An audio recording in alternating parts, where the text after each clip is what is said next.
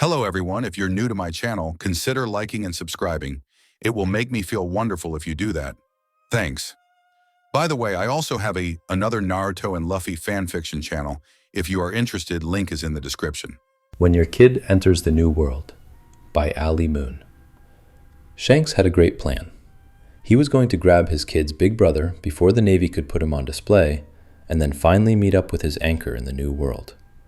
Then, he finds out that not only was Luffy not safely guarded by Rayleigh on Sabaody, but he had broken into the most secure prison in the world. What the hell?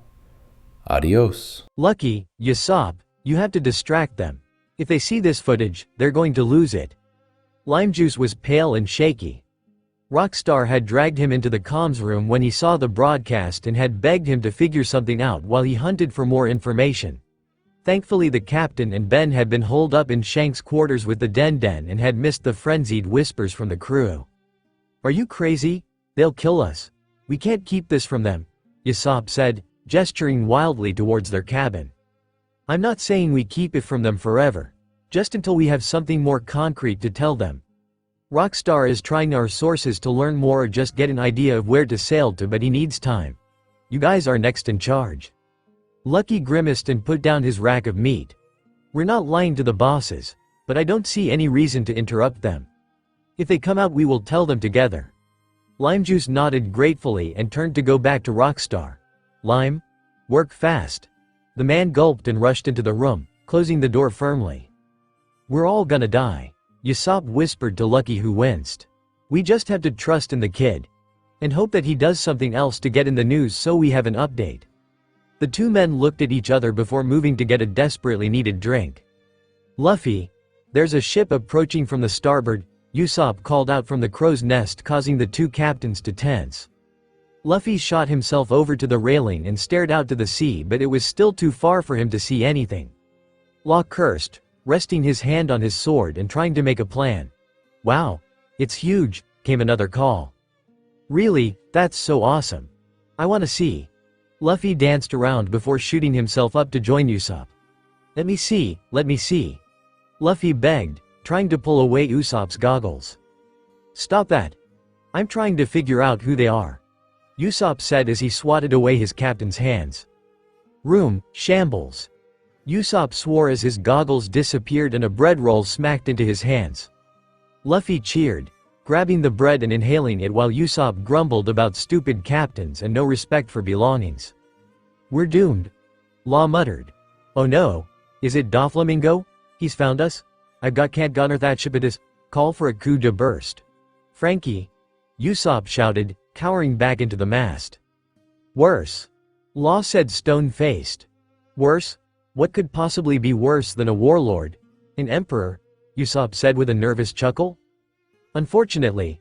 "Wait, there's actually an emperor coming?" shrieked Usopp. Luffy paled slightly and leaned over the crow's nest. "Is it the Red Hair Pirates?" asked Zoro as he put down his weights and moved towards Law. "No, it's Whitebeard," Law informed them. Luffy sighed in relief and jumped down to the rest of the crew. "I've heard his name somewhere." "He's an emperor," snapped Law. "He's the protector of Fishman Island," Nami joined in. "Which means he's probably upset with us for trying to take over his island," wailed Usopp. "We're going to die," joined in Chopper, hiding behind a smirking Zoro. "He's known as the strongest man in the world." Zoro grinned, fiddling with his swords. "And his crew is massive." "No, that's not it," Luffy said distractedly. "Robin? Ace calls him Pops," Robin said easily. "Right, Ace said he tried beat him up for months." Luffy cheered. "This fight's going to be fun." "Are you insane or just stupid?" Law asked. "Both," the crew including Luffy said simultaneously. "Wait, do you think Ace is on that ship?" gasped Luffy suddenly. "Well, I think he was," Nami said, laughing, pointing to the sky. They turned to look up and gasped at the sight of Ace hanging from the talons of a flaming blue bird. "A-C-C-C-C-C-E-E-E-E-E," screamed Luffy in excitement. "Luffy," shouted back a relieved Ace. "Hey, stop squirming, Yui," Marco scolded, as he hovered above the ship. "Permission to land?" Luffy nodded as he extended his arms to grab at Ace. "Thanks." Ace here refused to wait any longer, but Pops insisted I stay with him until the rest get here. Yoi. Ace, what are you doing here? Luffy asked, ignoring the other man. What am I doing here? I'm checking to make sure you are alive. You idiot. Why aren't you answering your damn den? Do you know how scared I was to hear about Fishman Island? And then seeing you trapped in a cage being sacrificed? And then. He trailed off, suddenly noticing Law suspiciously watching him with his hand on his blade. What the hell are you doing on my little brother's ship? He snarled, flames racing down his arms as he moved Luffy behind him, against the mast. Ace. Whined Luffy, trying to move away. That's Torao, we're friends. We are not friends. Law snapped back and Ace's flames grew wilder. Luffy, that's Trafalgar Law. He's a warlord and can't be trusted. Luffy laughed, ignoring the flames and climbing on Ace's back. Silly Ace, that's why I already asked him if he was going to betray me and he said no. People lie, Luffy. Ace tried to explain as he struggled to untangle Luffy's arms. Luffy looked at Law seriously. Did you lie, Torao? No, Law said dryly, smirking at the disbelieving look on Ace and Marco's faces, and its former warlord now. See Ace. We're friends. So you can't beat him up, Luffy said firmly before hesitating and looking over at Law. Unless Torao wants to fight, 'cause fighting Ace is really fun. Maybe next time.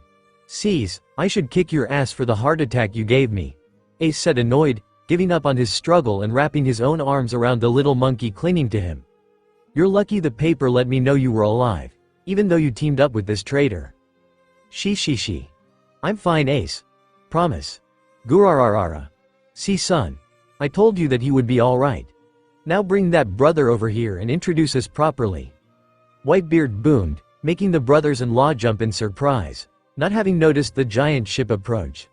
Zoro, standing guard, glanced behind him at Luffy before lowering his swords and stepping out of the way. Zoro, Sanji with me. The rest of you stay with Sunny. Law, be ready. Luffy said decisively before wrapping an arm around his brother and two fighters. You don't give me orders, Law barked, too late as the group shot across ships. They landed on deck and Ace quickly stepped forward, hovering protectively in front of his brother. Pops, this is my little brother Luffy. Lou, this is Emperor Whitebeard.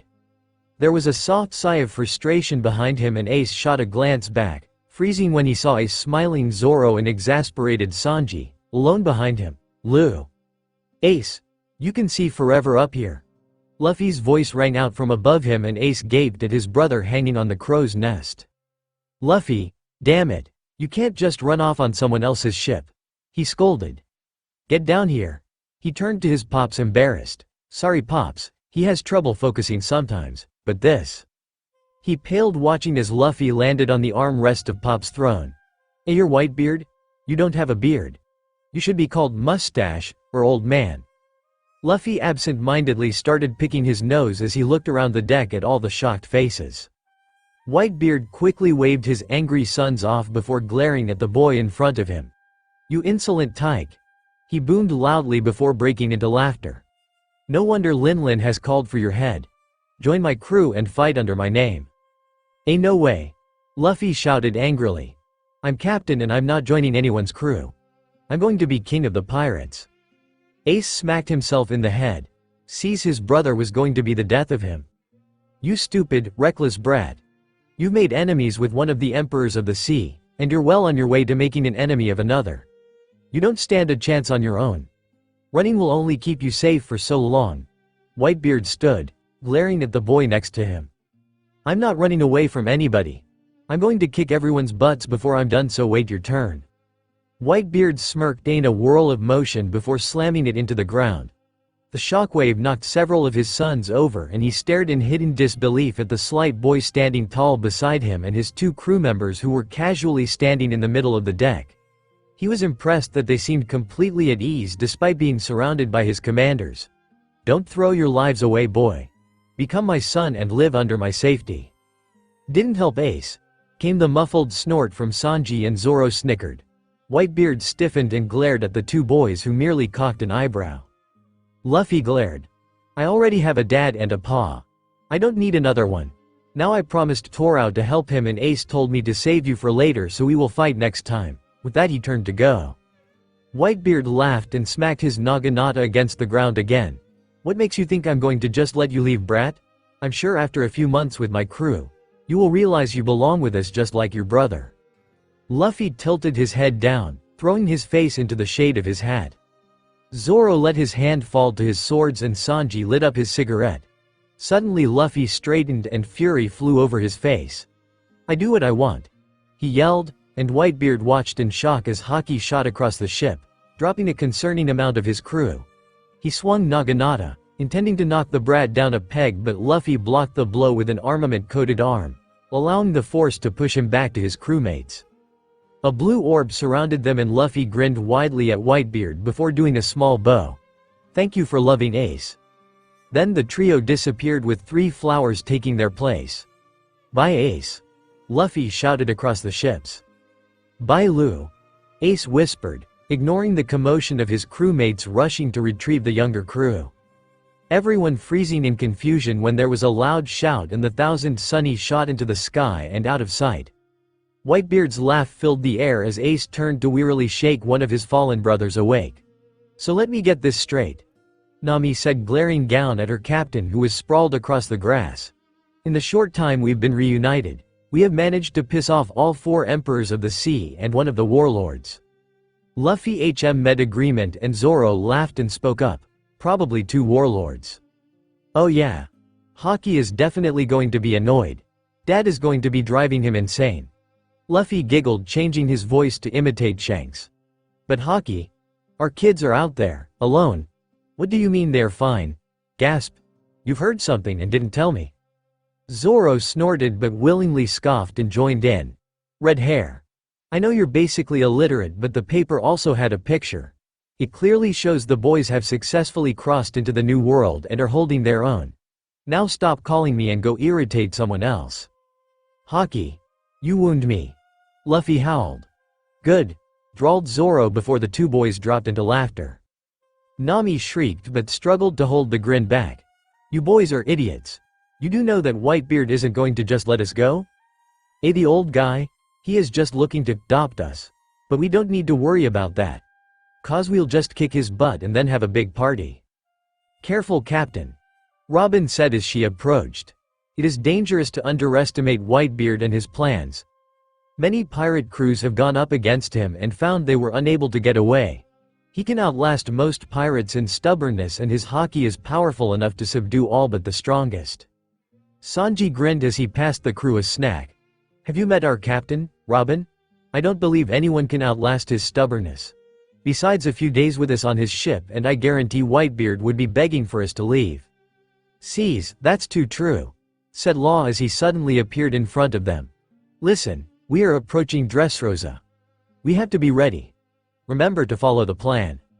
Yeah, Plan. Luffy said, grinning. Oh boy, said Usopp as he gathered up his things. This is going to go badly. Whitebeard glared across the sea, cursing the empty waters.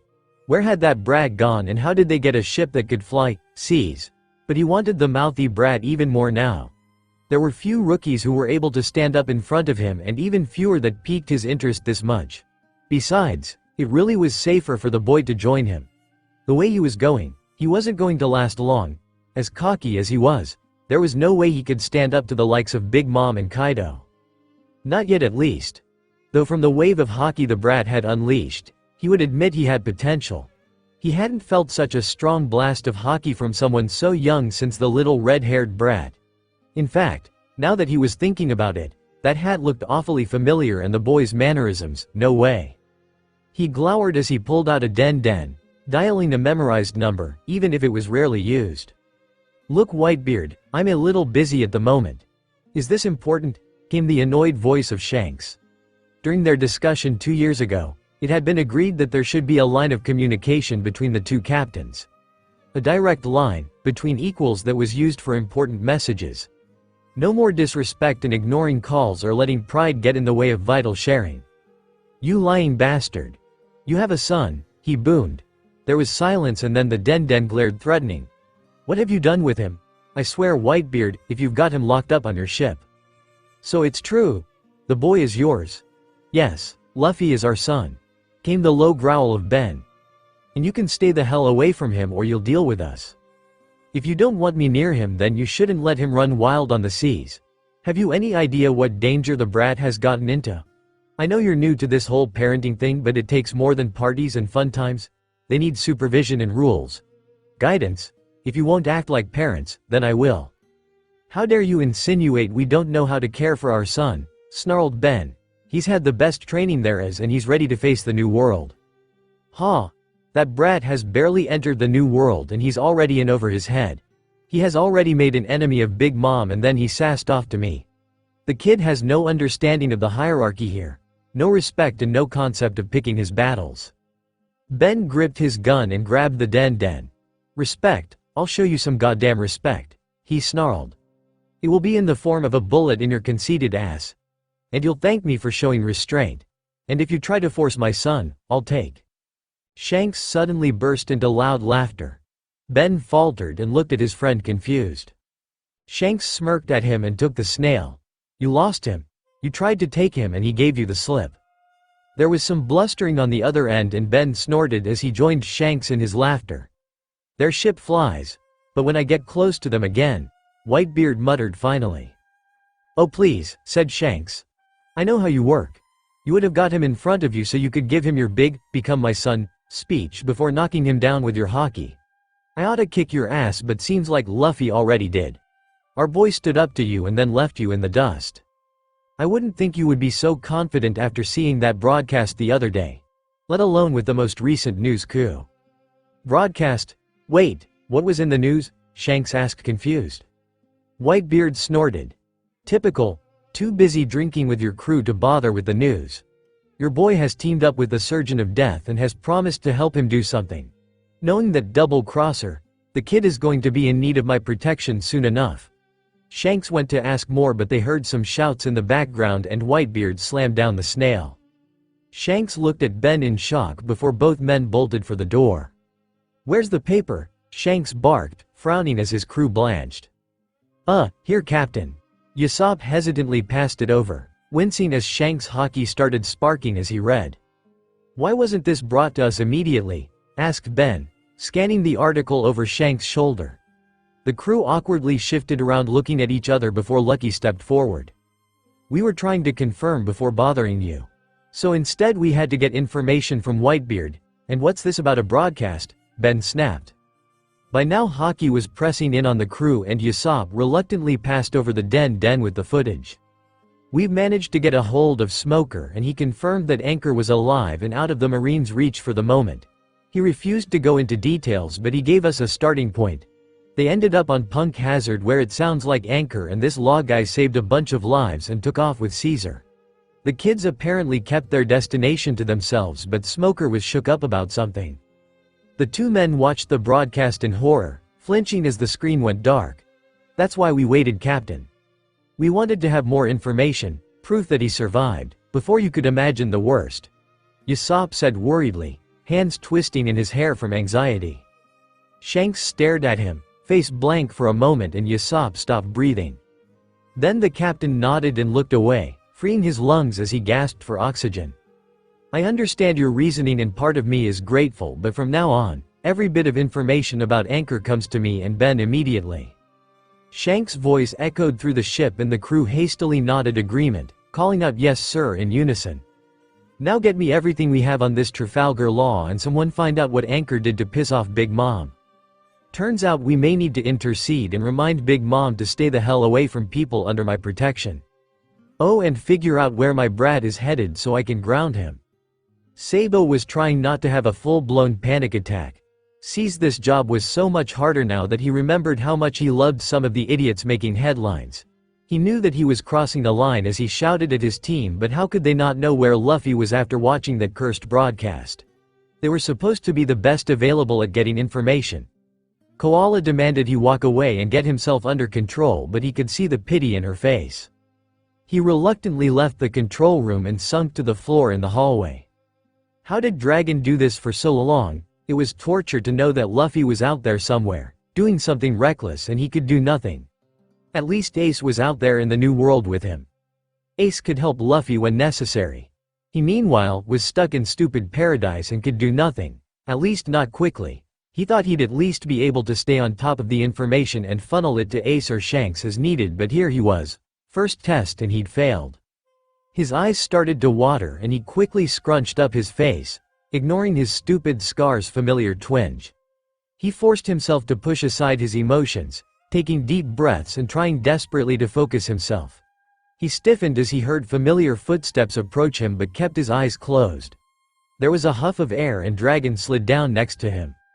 They sat quietly for a few minutes before Dragon spoke. Connections are a hindrance in this line of work and a child is always a weakness. There's a reason I stayed away from him all these years. Still, even though I don't know him, it terrifies me every time I see him in the news. I dread seeing him in danger and wish he'd have chosen a peaceful life on Dawn. A life of obscurity. One thing is clear though, my son was made to run free and lead the way.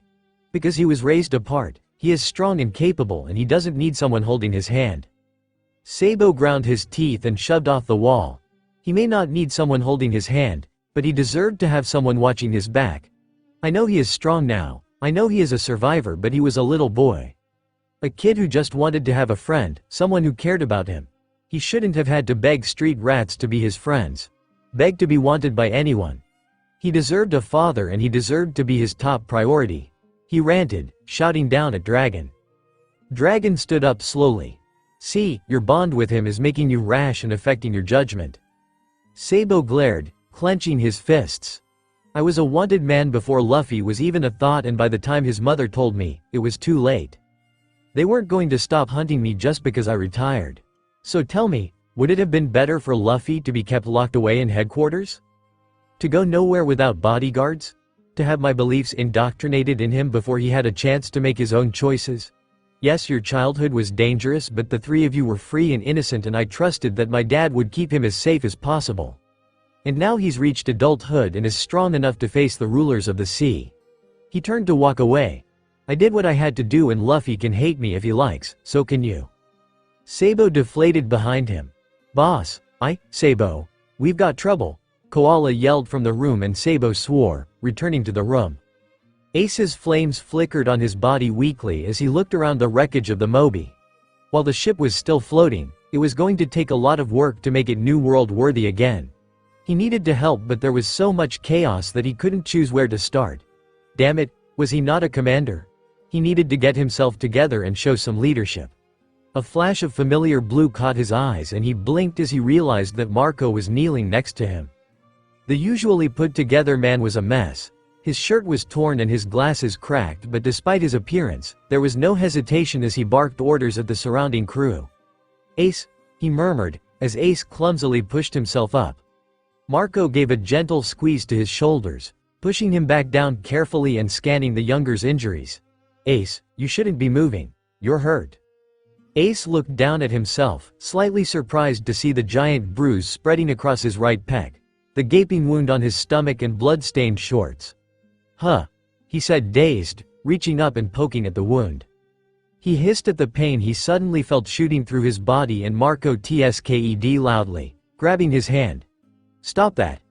Damn, how hard did you hit your head? Marco quickly lit his hand with healing flames. No, Ace protested, trying to pull back. Save it, there's a lot of us hurt worse than me. Marco just rolled his eyes, batted his hands away and sunk his flames into Ace's body. Actually, there's not. The only one's worse than you are already past my help. It's a miracle you're conscious and I'm not letting you die. I've lost enough family today. Ace blinked as his vision suddenly cleared, the gaping hole scabbed over and his ribs knit together, allowing his first full breath. You should. Shit, Marco. He whispered brokenly. This is all my fault. I'm so sorry. Hey, none of that. Marco said firmly. This isn't on you. Teach did this, not you. But I should have been stronger. I should have stopped him, and Pops, he choked, feeling tears slip down his cheeks. Pops made his own choices and he wouldn't regret the outcome. He lived a good long life, and he would be proud he went out saving the rest of his sons. So don't try and take that away from him, Yoi. Marco said firmly, ignoring his own tears. Ace wanted to argue more, but Marco stared him down until he nodded miserably. Good. Now you shouldn't be moving around. My powers can only jumpstart the healing, but that wound was deep and could reopen easily. Unfortunately, we are in dire need of some repairs and supplies and I can't bench anyone right now. So stay here and I need you to figure out a safe island that's nearby and get the ship headed there. I've got some men working on urgent repairs so we can start moving, but it is going to be slow. We may need to send out some of our small boats for emergency runs or see if we have any allies in the area. His mind already reeling through possible locations, Ace let Marco shift some debris to support his torso and settle him as securely as he could. He forced himself to focus and not look back towards the bow where half the giant figurehead was missing. Still, he couldn't stop the flinch as his traitorous brain remembered his family's last moments. Ace had laughed as Luffy's ship shot through the air, torn between pride and fear. Part of him wished that Luffy would stay with him and Pops, where he would be safe and surrounded by strong pirates who would fight for him. The larger part of him knew it would never happen. Luffy was meant to shine, to be the star shooting through the sky that everyone wished on. A guiding light for all looking for freedom. He'd never let himself be hidden behind others. Hell, even Shanks wasn't able to stop a determined Luffy, and the kid idolized him. Pops had barked orders to follow the Sunny before storming into his quarters grumbling, leaving the rest of the conscious crew to care for the ones knocked out by Luffy's haki. Ace had been working on rousing 3 of his brothers, when he had been swarmed by the other commanders. They were bursting with questions about his little brother, which was surprising because over his years on the crew, Ace had been very detailed about his baby bro, leading to many complaining and hiding when Luffy came up in conversation. Still, Ace was thrilled to talk about his favorite person, and hey, his stories were great even if you'd heard it 3 times already. Izu. He'd been in the middle of the story where he and Sabo had to pry open a crocodile's mouth to save Luffy when he'd heard the horribly familiar laugh behind them. Zhahahaha. I expected it to be a challenge to board, but I see you're doing bedtime stories. Brothers, it's good to be home. Read in horror at the inky black shadows that were wrapped around the vulnerable members of the crew. Marco's haki flared with his flames and he stepped forward. Let them go, teach. You are no brother of ours. He spat, hatred in his gaze. One of their more aware brothers screamed in pain as the shadows wrung tighter and Marco froze. That's harsh, Marco. And we used to be so close. What do you want, traitor? Marco asked as they felt Pop's furious approach. Zhahaha, that's more like it. Not so high and mighty anymore, are you, Phoenix? But we weren't looking for you. Actually, this was more taking advantage of an opening. There's a couple of useful fruits among this crew. However, we'd heard rumors of a certain rookie being nearby and the brat has got me curious. Stay the hell away from him, snarled Ace, throwing flames, but Marco quickly grabbed him and yanked him back. Commander, didn't you learn from our last little meeting? You can't take me. Maybe he can't, but I can. Stay back, sons, boomed Pops, stepping between his sons and the intruder. You shouldn't have come back here, teach. Now release my sons. I am not an idiot, Pops.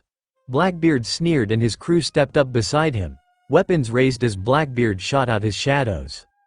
The commanders cursed, using haki-coated limbs to fight back the shadows but unable to prevent the ones that covered the Mobi. There was a loud crack and the mast crumbled, Jozu catching it before it could shatter the deck. Whoops! Laughed Blackbeard, and the next crack caused the whole ship to lurch as he ripped a hole in the hull. Namur quickly leaping overboard to check on the damage. Pops! Yelled Ace desperately. Let us help. No, refused Whitebeard as he swung Naginata, slicing through shadows. Get the others out of here. Marco looked torn as he watched the Blackbeard crew converge on Pops, but he reluctantly turned to the commanders. Vista, Blamenco. Clear the stern. Wake the others if you can or move them below deck. Have them try and help Namur fix the hull. Curiel, Kingdu, Izu, get in some of the rowboats and keep some distance. Keep an eye out for anyone in the water. Haruta, Fosa and Atmos take the bow. The rest of us will run interference up here. Make sure they don't turn their attention on our crew and try to keep the ship from being targeted. The next hour had been a blur. They had tried their best to keep the vulnerable members safe, but Blackbeard had known their weaknesses and it killed them to see their brothers fall. At one point Ace found himself entangled in one of the shadows that had crushed his ribs slowly. He refused to stop fighting though, not this time. He thought of Luffy being in this bastard's sights and felt a burst of power shoot from him. The shadows around him shattered like glass and he watched the nearby enemy foam at the mouth as he collapsed. He stared in shock for a second and that proved to be enough. Suddenly a shadow looped around his arm, swinging him violently and smashing him to the ground, where he landed straight on a broken board. He choked in pain as the board pierced through his stomach, pinning him in place. He could distantly hear the shouts of his brothers, but Blackbeard's laugh drowned them out. The man grabbing his shoulder and applying weight, forcing him further onto the stake. "Well, I may not be able to get the fruits that I planned, but yours will make a nice addition, Commander." Blackbeard leered in his ear. Ace's vision was going black as Teach drew back a hockey-covered blade. There was a swish and a sickening thud and Ace dropped to the ground. Ace desperately blinked, trying to clear his vision and see how he was still alive. "Don't touch him." Pops stood over him, and Ace was finally able to see the damage that had accrued on the proud man.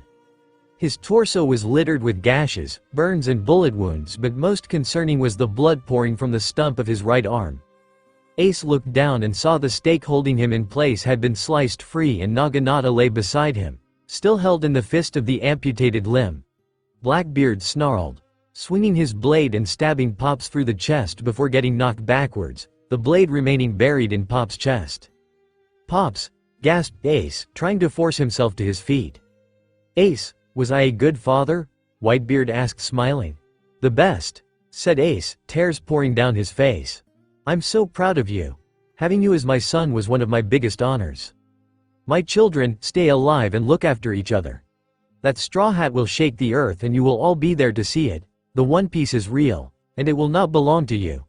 He sneered at Blackbeard before drawing on his devil fruit powers, shaking the very sea and slicing off the figurehead, separating himself and Blackbeard from the rest of the ship. The crew watched in horror as their Pops disappeared with the traitor, flung away by a giant wave. Marco screamed in rage and pain, turning into his bird form and taking off after them, but his path was blocked by another wave and he was forced to land. The surviving members of Blackbeard's crew fled to their own ship, and the cries for aid from his injured brothers forced Marco to turn away from the sea. His father had made his sacrifice and now the care of his family fell to him. He wouldn't let Pops down again. There was a clash of swords as Shanks danced across the deck of Red Force. He ducked a swing from Hongo's quarterstaff that would have concussed him, and caught Snake's blades with Griffin. Lashing out with a sandaled hockey-coated foot, he sent Gab backwards, gasping for air. Next he stabbed Griffin down, catching Limejuice's coat and pinning him in place as he tripped Building Snake, sending him crashing into Limejuice's electric staff. He laughed loudly at their curses, turning and catching Monster mid-leap and tossing him into Hongo's face as the poor doctor yelped in alarm at the gnashing teeth. Hongo retaliated by swinging wildly at his captain, trying to buy himself a couple seconds to recenter. Unfortunately, at the same time Shanks suddenly froze, gaze shooting over to the starboard side as his hockey got overwhelmed. Hongo's staff nailed him directly in the gut and Shanks' diaphragm seized, leaving him trying to remember how to draw in oxygen for several seconds. "Shanks!"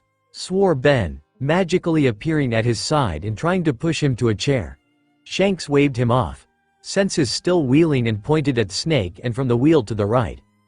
Building Snake nodded, quickly racing up to redirect the ship, and Hongo joined Ben in his hovering. "What the hell, Captain? What happened? I'm sorry, let me see," he demanded, grabbing at his shirt. "Oi, buy a guy a drink first." Shanks finally wheezed out, slapping at the pawing hands. "I'm fine, you guys." "You just took a direct hit, Shanks. I haven't seen that since the last time Mahawk decided to battle you. Now let the doc look at your ribs," Ben ordered. Shanks grimaced but stopped struggling as Ben pushed him onto a chair. "You just want to take off my shirt," he winked. "Am I that transparent?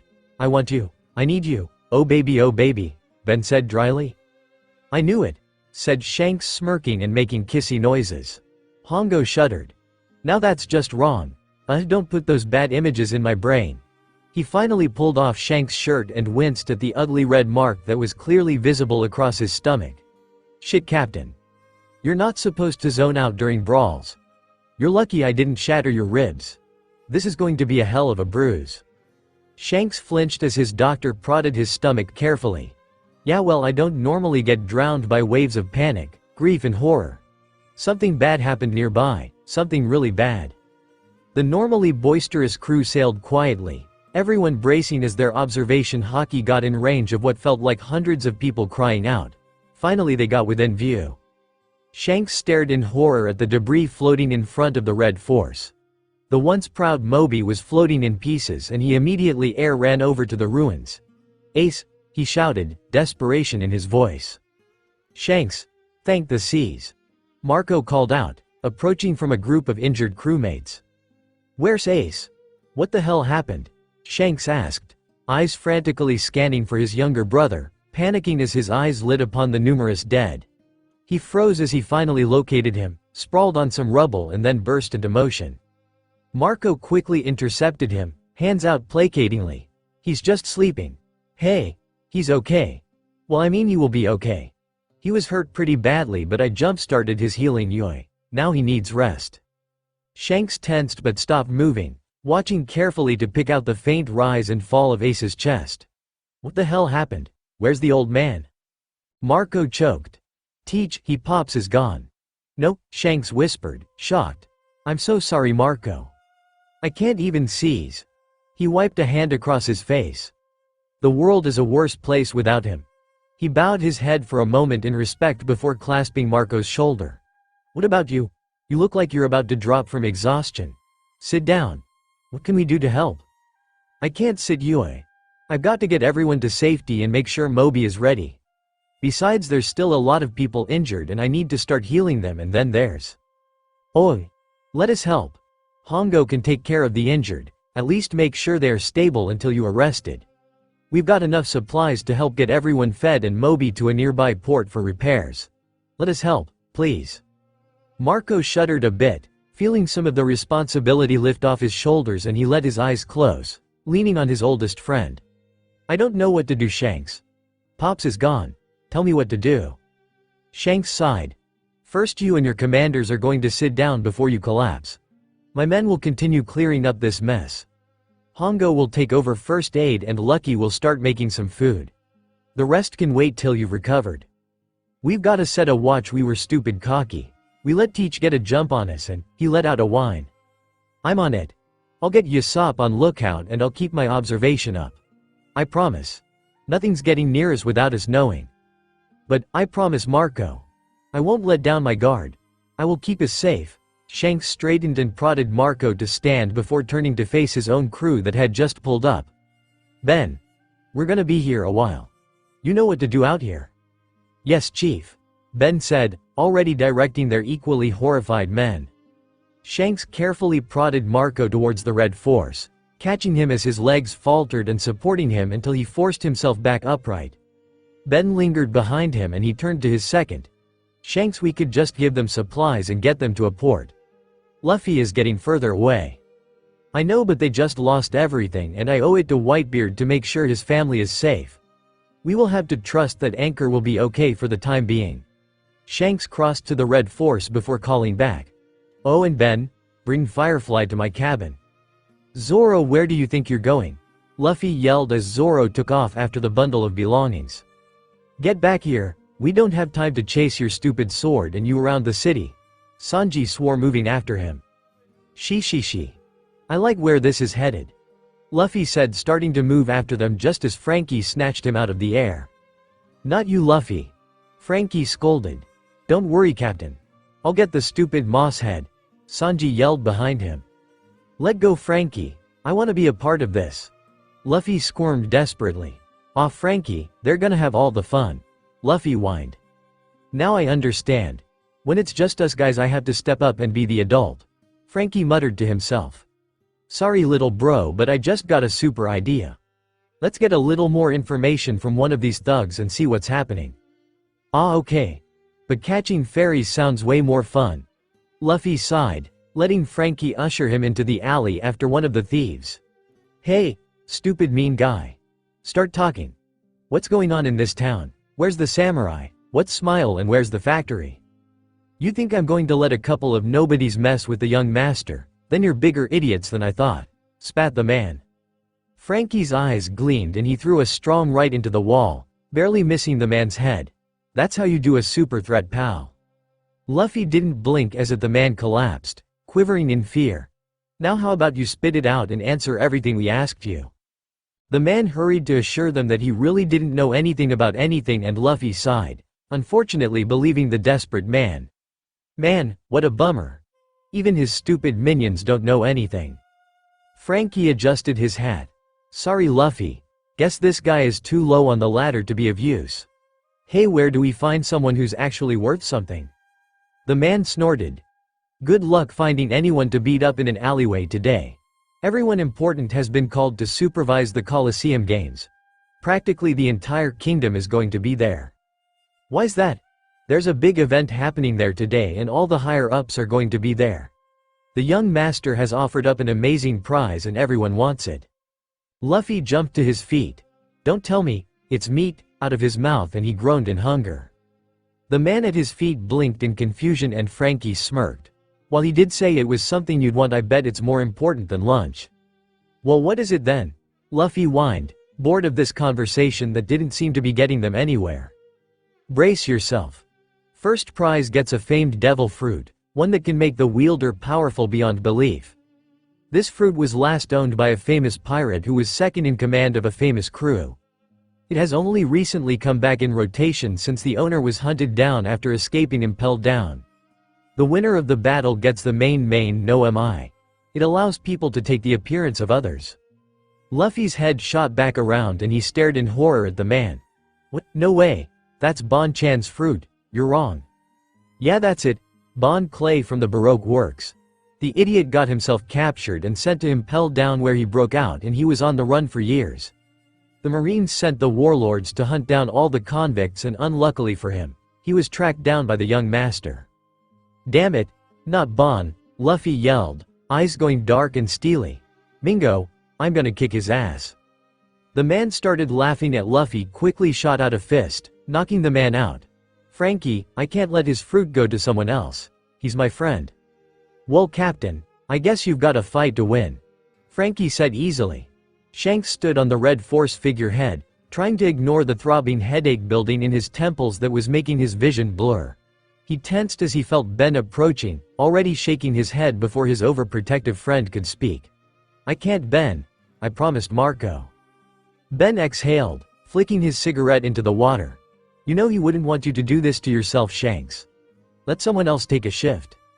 No one else's observation is as strong as mine, Shanks said, refusing to turn. We're all capable of standing watch. Yours is too strong. You're drowning in it. You're picking up every single person's pain and misery right now, as well as stretching your haki as far as you can, and you've been doing it for over 12 hours. You're going to collapse.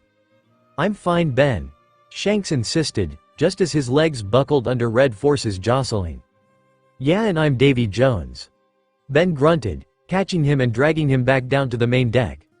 20 minutes, Shanks. I will take your watch. Lucky has whipped up some easy meals and you will eat before coming back. Owen Hongo wanted to see you, so stop by after getting some food. Bean, whined Shanks. Nope. Get moving. Hongo wanted to give you an update on the Firefly. Ben studied him sternly until Shanks gave in, staggering towards the kitchen. Yep. Ben sighed. And Hongo would definitely ground Shanks' ass as soon as he got a look at him. Problem solved. Shanks collapsed into a chair, grunting his thanks at Lucky as he placed a bowl in front of him. He battled back some nausea and forced himself to take a couple bites of his food, grimacing slightly before turning to Lucky. How are the Whitebeards? Lucky looked pointedly at his bowl and Shanks sighed, taking another bite. Sees his crew were all mother hens. They've taken quite a beating. We've moved their injured and dead and started repairs. I brought over meals and Ben has been helping to organize their crew with Jozu and Izu. He tapped the table, waiting till Shanks took another bite. The Phoenix is still out for the count. He severely depleted his energy, but it seems like his surviving crewmates are stable thanks to his actions. And our crew? Shanks asked as he pushed the empty bowl away. We've all subbed out throughout the day. Usopp is due to go back on watch and sub off Lime. Rockstar is in charge of organizing the Mobi. Bonk Punch is helping Gab with repairs. The rest are filling in where needed. I'm about to sub off to get some sleep now that meals are made, and that just leaves you and Hongo, who have been going non-stop. He looked at his captain disapprovingly. Shanks flushed a bit. I promised Marco to keep watch. Yeah, and we promised to watch your back and keep you alive, Lucky said, turning back to the kitchen and leaving Shanks alone. Shanks sighed, feeling properly scolded. He was a goddamn emperor of the sea, and yet his crew treated him like a child. Sees he loved them. Shanks rubbed his temple for a second before lumbering to his feet. Well, might as well see Hongo and get the next guilt trip over with. At least that man had no leg to stand on. Hey Doc, how's Ace and Marco doing? Marco will recover with rest. I admire his resolve to save his family, but even he has limits to his abilities. Hongo trailed off as he finally looked up at his captain. You bloody idiot. Sit down. He huffed, swinging over to his carefully arranged shelves and yanking out a bottle of pills. Take this, he demanded, passing over a glass and 2 pills. What, Hongo? Shanks yelped as he was forced onto a cot. I'm fine. Your energy is almost as depleted as the stupid chicken over there, Hongo hissed. Okay, that's an exaggeration, Shanks shook him off. Hardly. You look like your brains are ready to melt out of your eyes and you don't have any to spare. Well, you haven't rested yet either, Shanks said, sticking out his tongue. First of all, there's no one healthy enough and capable of taking over my job. Second, my job is tiring, but straining your hockey is mentally, physically and emotionally draining. Third, I've taken breaks throughout to eat, drink and reset. Sees, I'm surprised Ben let you get away with this shit for this long. He's not the boss of me, and neither are you, Shanks said petulantly, obediently laying down as Hongo's eyes flashed. Okay. I'm laying down. But I promised Marco nothing would sneak up on us. Do you not trust your crew to be able to stand watch, Captain? Hongo's voice was dangerously calm and Shanks gulped. Of course I do, but no, either you take a nap or I will inject you with enough sedatives to fell Zunesha. There was a snort and clapping sound from the back. Good to know there's 2 people on board this ship that have some common sense and the ability to wrangle that red-haired menace. Marco, Shanks yelped, jumping to his feet just to have them buckle under him. Hongo stared down at his crumbled form, rolling his eyes. Lot of good you'd be if we were ambushed. Oi, the force hit a wave. Captain, you've been scampering and balancing on a ship your whole life. Drunk more often than not. None of us are buying that you would trip from waves. Hongo sighed, pulling his captain up by the arm and firmly depositing him back on the bed. Now please let me check out my other patient. But, Shank, it's okay, Yoi. I'll just come sit over there and then Red can keep his stupid ass planted. Marco interrupted, gracefully slipping out of the bed and crossing the room. He roughly shoved Shanks over and perched on the edge, fondly ruffling the messy mop of red hair. You know you didn't need to kill yourself for me, Yoi. I promised you I'd keep watch. That wasn't fair of me to ask of you. I wasn't exactly in a capable mindset and I definitely didn't expect to be unconscious for so long. Yes, well, you also overdid it, Phoenix. Hongo responded, checking his vitals. I'm not sorry about doing it. I lost enough family, I'm not going to lose any more, Yoi. I understand that, but your brothers also lost their pops, they need you more than ever. You look like the rest has done you well, but Hongo looked sternly at the other man. No using your flames or hockey until you've recuperated more. Hongo finished before looking back at his heavily blinking captain. As for Ace, Shanks' eyes popped open and Marco looked concerned. I don't know the damage he took, but it appears Marco's flames are holding up. His torso is still dangerously fragile, but the wound is holding together. He is still resting in your cabin, Captain, and is going to be on strict bed rest for a while, but as long as he doesn't open it up, I believe he will heal with just some large scarring. Marco sighed in relief. Thank the seas. I was scared that I was too late to save him, especially because he passed out shortly after Yoi. That bastard Blackbeard targeted him, almost killed him before Pops sacrificed himself. Shanks groaned. Shit, that's going to kill the Firefly. Boy has a guilt complex the size of Elbaf. Suddenly there was a loud commotion on deck, followed by a hesitant knock on the infirmary. Hongo grumbled but opened the door to see Usopp. Sorry to interrupt, but we have incoming. Small ship. I only picked up on 5 people on board. Shanks dragged himself to his feet and shoved past the others, and Hongo glared at Usopp. Great timing, Yas. He was almost out. What should I have sent them a memo? It's Cap's nap time, come by later. Usopp huffed, following after Shanks. Shanks made it on deck and huffed, leaning against the magically appearing Ben, who looked exasperated. "You tricked me," he mumbled through a yawn. "Oh, Hongo has an update, jerk." "He did. Not my fault. You can't hide when you feel like shit." Ben sighed. "Sees, even if this ship is full of innocent people, I'm still kicking their asses for getting in our way." Shanks snorted.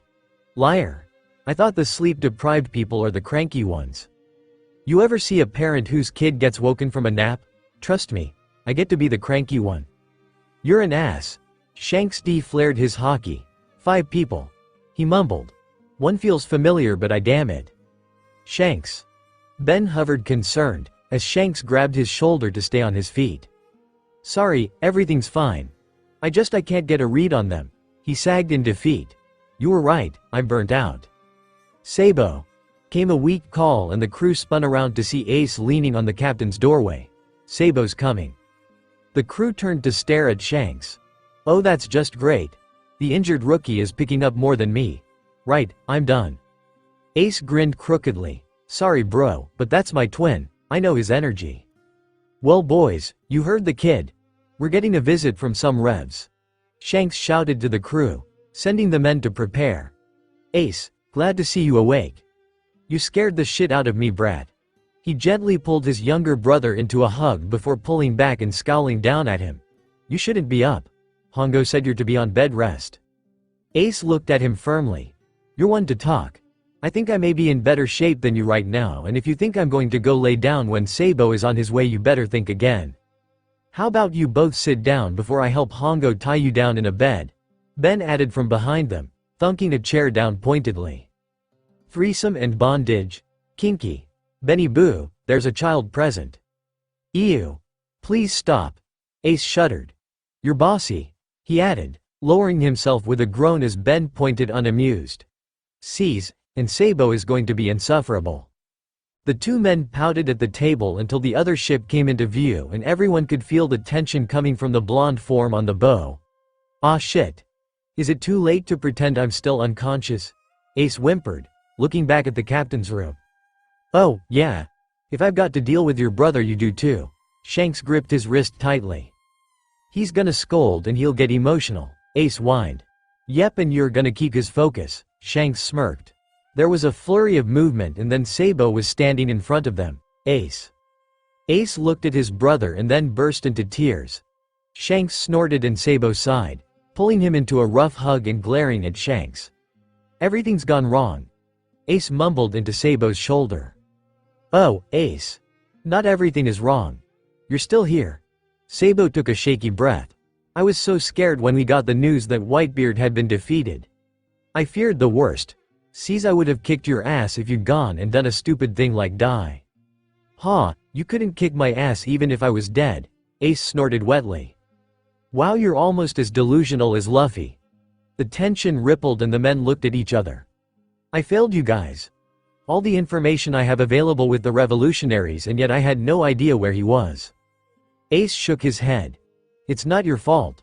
I had the little brat on my ship and still let him give us the slip." "He was here?" Sabo asked in relief and then donning horror. "Yeah, but he was gone before Teach arrived. He was just here long enough for me to confirm he was in one piece, before he mouthed off to Pops and they shook the crew with their hockey. Then he flew off." Ace sniffed back the tears that wanted to fall again. "I haven't even been able to get close to him," Shanks said miserably. "My anchor is avoiding me. The brat used to cling to me like a barnacle and now he's a teenager," he wailed. "Ben, I was supposed to be the cool parent. Why is he ashamed to introduce me to his friends?" "A real mystery," Ben said dryly. "And now Ace is in danger and Luffy is in danger and I'm supposed to go and run a top-secret mission. But how can I do that when you guys need me?" Sabo stressed. There was an awkward cough beside them and they turned to look at the nervously hovering Rockstar. "So I've got some good news and bad news?" "Oh sees, spit it out," Shanks said, thunking his head onto the table.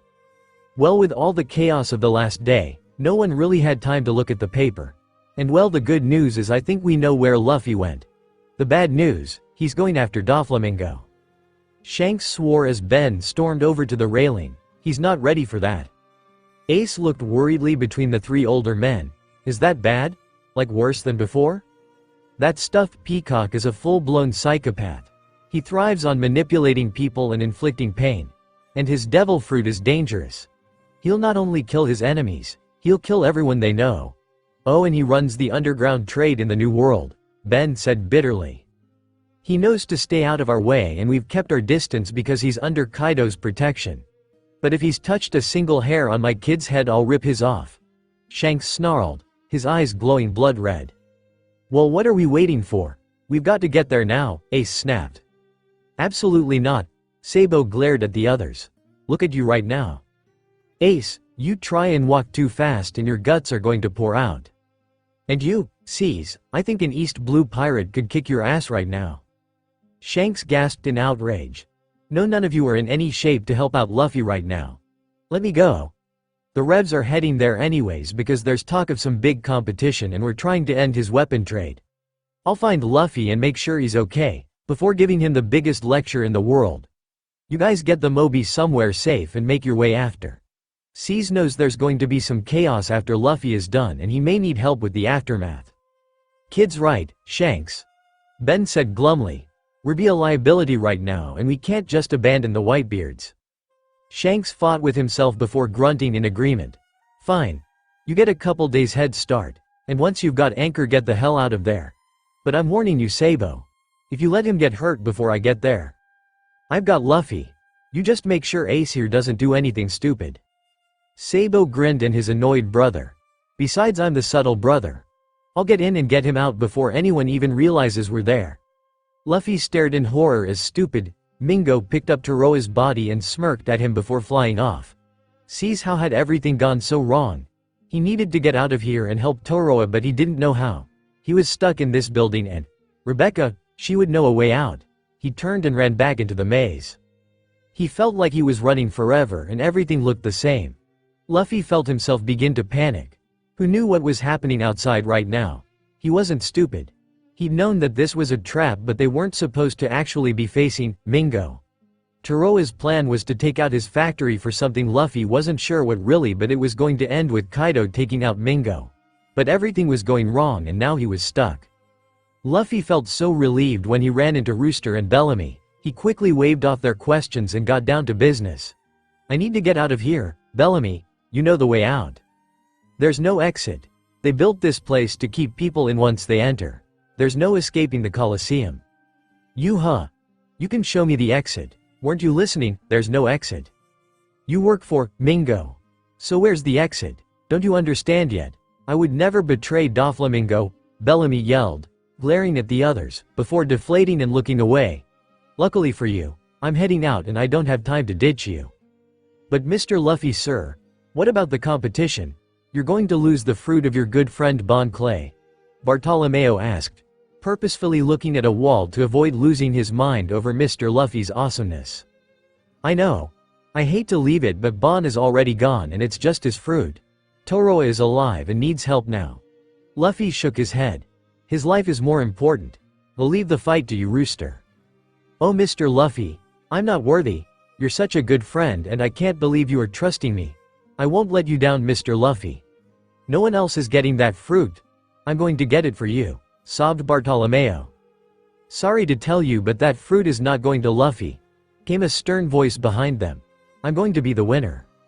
Luffy ignored the voice. He didn't care what other people thought. He did what he wanted after all. Bartolomeo, however, was enraged. How dare you? Do you know who this is? This is Captain Straw Hat Luffy, the great friend of the heroic Bon Clay, who gave his freedom so Mr. Luffy could live free and who Mr. Luffy saved from the depths of impelled down. No one else deserves to touch that fruit. Luffy straightened as his new friend went flying down the hall. Okay, if this person wanted a fight, he would have to make it quick. Listen here, you big jerk. No one hurts my... He turned and glared at the person just to freeze when he recognized the scowl of his older brother. Oops. He said sheepishly. Oops. That's all you have to say for yourself. Oops. Oh boy, Luffy. You're lucky it's me and not your dad who caught up to you. Sabo scolded, holding Luffy's shoulders and examining his younger brother carefully. What are you wearing? His lips quirked as he took in Luffy's disguise. Ah, Sabo. I look awesome. Luffy pouted before smiling and jumped up. limbs encircling his brother. I didn't think you'd be here. Sabo sighed, hugging his brother back tightly. Yeah, well, I have some business here, and after speaking with a distraught Shanks and Ace, I promised them that I'd collect you. Distraught? Luffy said, concerned before pulling back. Wait, collect? I can't go, Sabo. I've gotta kick Mingo's ass. Luffy, Sabo started. No, Luffy shouted, shoving himself out of Sabo's arms and backing away. He's got Torao, and he made Frankie mad, and he made Rebecca cry, and she bought me food, so I gotta fight. Sabo glared at his defiant younger brother. Luffy, he tried again, and Luffy's lips started trembling, tears welling in his eyes. Damn it. He cursed, and Luffy sniffed. Don't think I don't see your manipulations, Brad. It's not gonna work, C's. Ace is gonna kill me. Fine. Luffy cheered. You're the bestest, big brother, he shouted as he bounced happily. Sabo glowed at the praise before shaking his head back into gear. Wait, there's rules.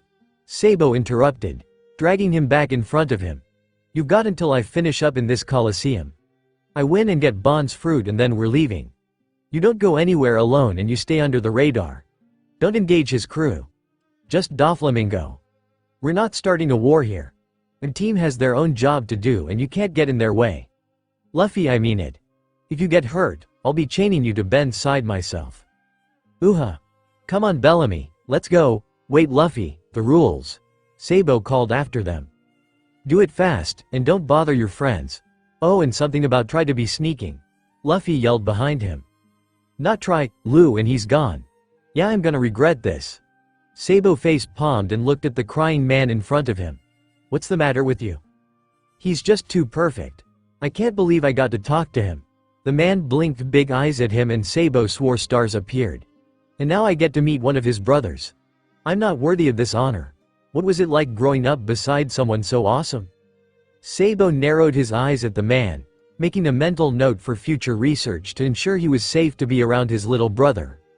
Obviously Luffy deserved all the adoration from everyone. Anyone with eyes could see that, but this guy could be deranged, and besides, blind fervor from yet another person was the last thing Luffy needed. Whatever, I don't have time for this. Pull yourself together or get out of the way. Sabo grumbled before pulling out his den and wincing as he called Koala. Hey Koala. I've gotten myself into something and I kind of need your help. You imbecile. This is a stupid plan. What do you think you are doing? Koala shrieked. How do you know what I'm doing? Sabo asked, stunned and feeling a little paranoid. I just know it's something stupid and reckless. Koala smirked. It always is with you. Oh ha ha, Koala. I'm actually trying to make sure the fruit doesn't fall into the wrong hands since Hack got knocked out of the competition. How do you manage that? Sabo sighed. I'm taking Luffy's place and letting him go after Doflamingo, he said reluctantly. There was a low whistle on the snail. Wow, your family is going to kill you. Oh, most likely. But I trust Luffy. He's already taken out many strong contenders and proven that he's ready for this. Besides, I'm sending you to watch his back. What? Sabo, I'm already busy babysitting your ass and actually completing our mission, unlike the rest of you who got sidetracked. I'm not leaving you to go follow your baby brother around. Look Koala, I'm fine.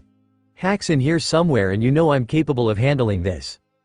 Besides, I guarantee Luffy will somehow stumble upon the arms. He always does.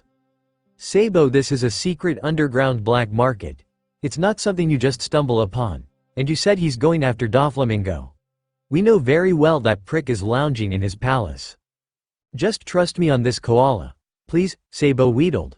There was a groan. Alright, fine. But you owe me, and I swear to Davy Jones, if you don't get that fruit I'm going to kill you. You're the best, Koala. And Luffy is going to keep it on the down low, I promise. Sabo said, hurriedly hanging up before she could come to her senses. Sabo cringed as he looked at the chaos of Dressrosa and the bars that now enclosed it. So apparently Luffy had still not learned subtlety, and the time it took him to get the fruit was enough for Luffy to start a full-on war. Damn, the kid never did anything by halves. Sabo grumbled as his picture flashed for everyone to see and a bounty was placed on his head. The same bounty as on his baby brothers. Ace had better not find out about that or he'd never hear the end of it. Obviously there was something wrong with the bounties set because this so-called god Usopp worth 5 stars was currently having a meltdown nearby, and damn it, Sabo was more dangerous than Luffy. He heard the nearby crowd of people muttering his name and slowly maneuvered so he was less in the open. OC's Koala was going to straight up murder him, and very violently. He was supposed to be spy with a secret identity, not a public figure. Speaking of Koala, she was approaching at a rapid rate. Sabo paled and backpedaled to Hack. Okay Koala. I admit things have gotten a little out of hand, but how I got the fruit? He tried to placate as his best friend smacked him repeatedly. Why do you think I'm using hockey, you reckless, ridiculous, pig-headed man? Sees I'm tempted to tie you up in a bow and hand deliver you to Ace and Shanks so that they can finish kicking your ass. Sabo paled at the threat and flung his hands up in surrender. I'm sorry, really sorry. Luffy was supposed to be discreet. Discreet? Shrieked Koala. Your menace of a brother immediately threw himself into a group of soldiers and rampaged through the front door of the palace despite having been lucky enough to find someone who knew how to, and was willing, to sneak him in. Sabo snorted, even as he desperately tried to keep a straight face, and Koala smacked him again. Right, maybe Luffy was more of a distraction so me and Ace could be subtle. Wait, what are you doing here? You're supposed to be watching him. Oh, don't even start with me right now. It is not my fault that while I was keeping a discreet distance they pissed off Pika, who blocked all the hallways. You're lucky that I was able to catch up to the samurai and follow him to this dockyard. He's alone. Everyone on this cursed island is going to be after him. Sabo panicked, racing off. Wait Sabo, the mission, and he's gone. Koala sighed and Hack chuckled. Does he even realize he's also a target and should lay low? No, but I pity the person who gets between him and his brother right now. Hack said dryly. Besides, we're always cleaning up after him. Not sure we'd know what to do with ourselves if he did stay and help. Shanks clasped Marco's shoulder firmly. Now are you sure you are going to be alright? We could wait another day or so if you'd like. Marco smiled warmly at him. Shanks, we owe you more than we could repay, but if I have to hear one more rant about how your son doesn't love you anymore I might actually jump overboard. Shanks gasped in fake affront. Besides, I know it is killing you to be stuck here with us instead of tracking down your offspring. Shanks sheepishly ran his hand through his hair before shrugging. Sure, but you're my family too. Luffy has his brother retrieving him, and as much as I want to be there, you needed me more. And I didn't go through all that work saving your ass to leave you in danger now. Sue, he said, drawing out the syllable until Marco scowled at him. Are you sure you don't need any more help? You're basically grounded until you fix the Moby. And what if Teach comes back? He's not going to catch us unaware ever again. Trust me. We have people on watch at all times, and with you taking Ace, he's not likely to bother us. But if he does, well, you've ensured that we've healed enough to give him a hell of a fight. And you're sure that you'd trust me to take care of Ace? More than anyone else. Marco said confidently with a sad grin. As much as it kills me to admit it, but we aren't Pops. We can't protect him from the masses when they find out he's no longer under Pop's protection. We'd have bounty hunters and the Marines all over us. You however can keep him safe while he heals. And you'll help him to track down his little brother so he can see with his own eyes that he's safe. It shook him up to realize Teach still has his eyes on him. Hockey flared briefly before Shanks locked it down again. Him and me both. If that slimy bastard thinks he's getting anywhere near Anchor, he's mistaken.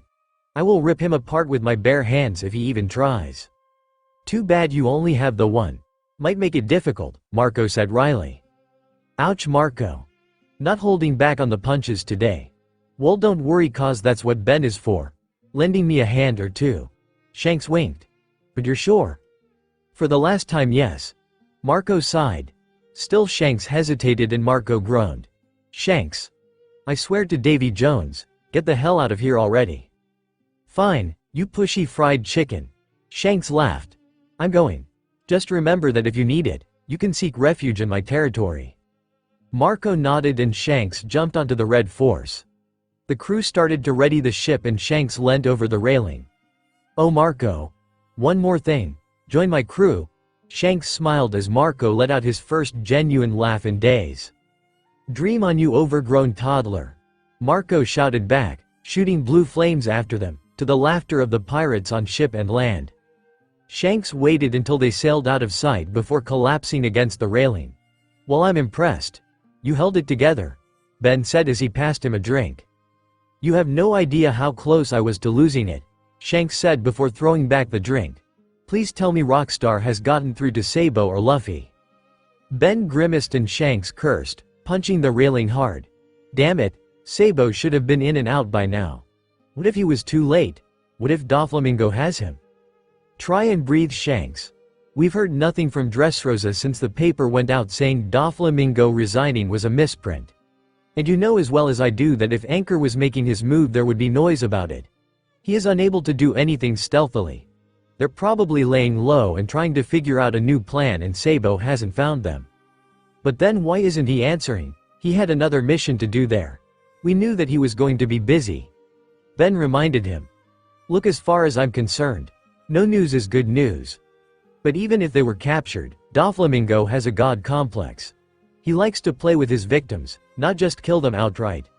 Luffy's a strong kid. He would fight for a long time. Oh sees, that's not helpful. Actually I might throw up. Shanks gagged, fist clenched tightly. How long till Dressrosa? Still a couple days, Captain. Unfortunately aiding the Whitebeard pirates took us off course. Shanks moaned. Couldn't be helped.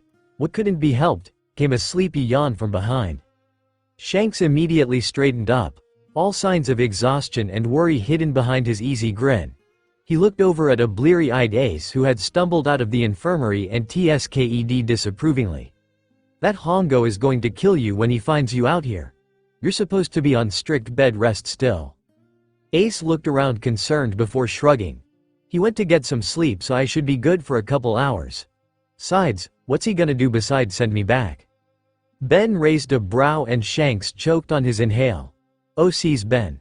I can't believe this. The innocence. He gasped out between coughs. Watch yourself, Sparky. Only a fool doesn't listen to his doctor, and even then he only does it once. Ace snorted. Hongo's not so scary. Shanks paled and stepped behind Ben. I'm not to blame for this, Doc. Ace whirled around in horror and Shanks burst into laughter. Oh you suck, snarled Ace as he turned back. You should have seen your face, cackled Shanks as Ben smirked. Suddenly there was a loud thunk and Ace froze. Shanks wailed as he held his head, looking at his doctor in betrayal. Why? What did I do? He's Theobe in trouble. A glaring Hongo stood behind him, hands still firmly wrapped around his quarterstaff. Well, I can't hit him, he's still injured. Hongo smiled darkly and Ace stuck out his tongue. Yeah Shanks, I'm injured. He taunted. So why did anyone have to be hit? Shanks whined, rubbing his aching head pathetically. For setting a bad example, Hongo said dryly. Shanks pointed at Hongo, with an exaggerated pout. Oi, I was being good. Ben, tell him. Hongo cocked his head towards Ben, who nodded. Shockingly true. Chief's been on his best behavior. Besides a minor slip of his conquerors with Marco. Hongo studied Shanks carefully before shrugging. Well then, think of it as a warning for the future. Ben gave a weary sigh and shook his head sadly. You know that won't work. He can't retain things for very long. Better make it a daily warning. Shanks gasped in betrayal, cruelty, abuse, mutiny. There was a loud curse from Bonk Punch, who had overheard. Oh shoot, was that today? I thought it was going down tomorrow. I was going to do the dramatic gunpoint, he said sorrowfully. You dumbass, yelled Lime from the crow's nest. It was tomorrow. Ben just can't keep a secret. Well, I vote we reschedule the mutiny once we have Anchor back. He'll be a great replacement. Usopp shouted to cheers from the others and Shanks grumbled. Ah, cheer up, Captain, Hongo said, patting him on the shoulder. I think we just broke the record on time between mutinies. A whole 9 days this time. Oh well, in that case, drinks all around, Shanks cheered, the crew joining in. Not for you, Captain. You and Ember here are due a checkup and nap. Hongo said firmly, clasping Ace's nape as he tried to sneak off. And since you've proven to be a flight risk, he said, glaring at the young man. This time I'm getting the drugs. Sees, Sabo wished he had Ace's ability of bursting into flames.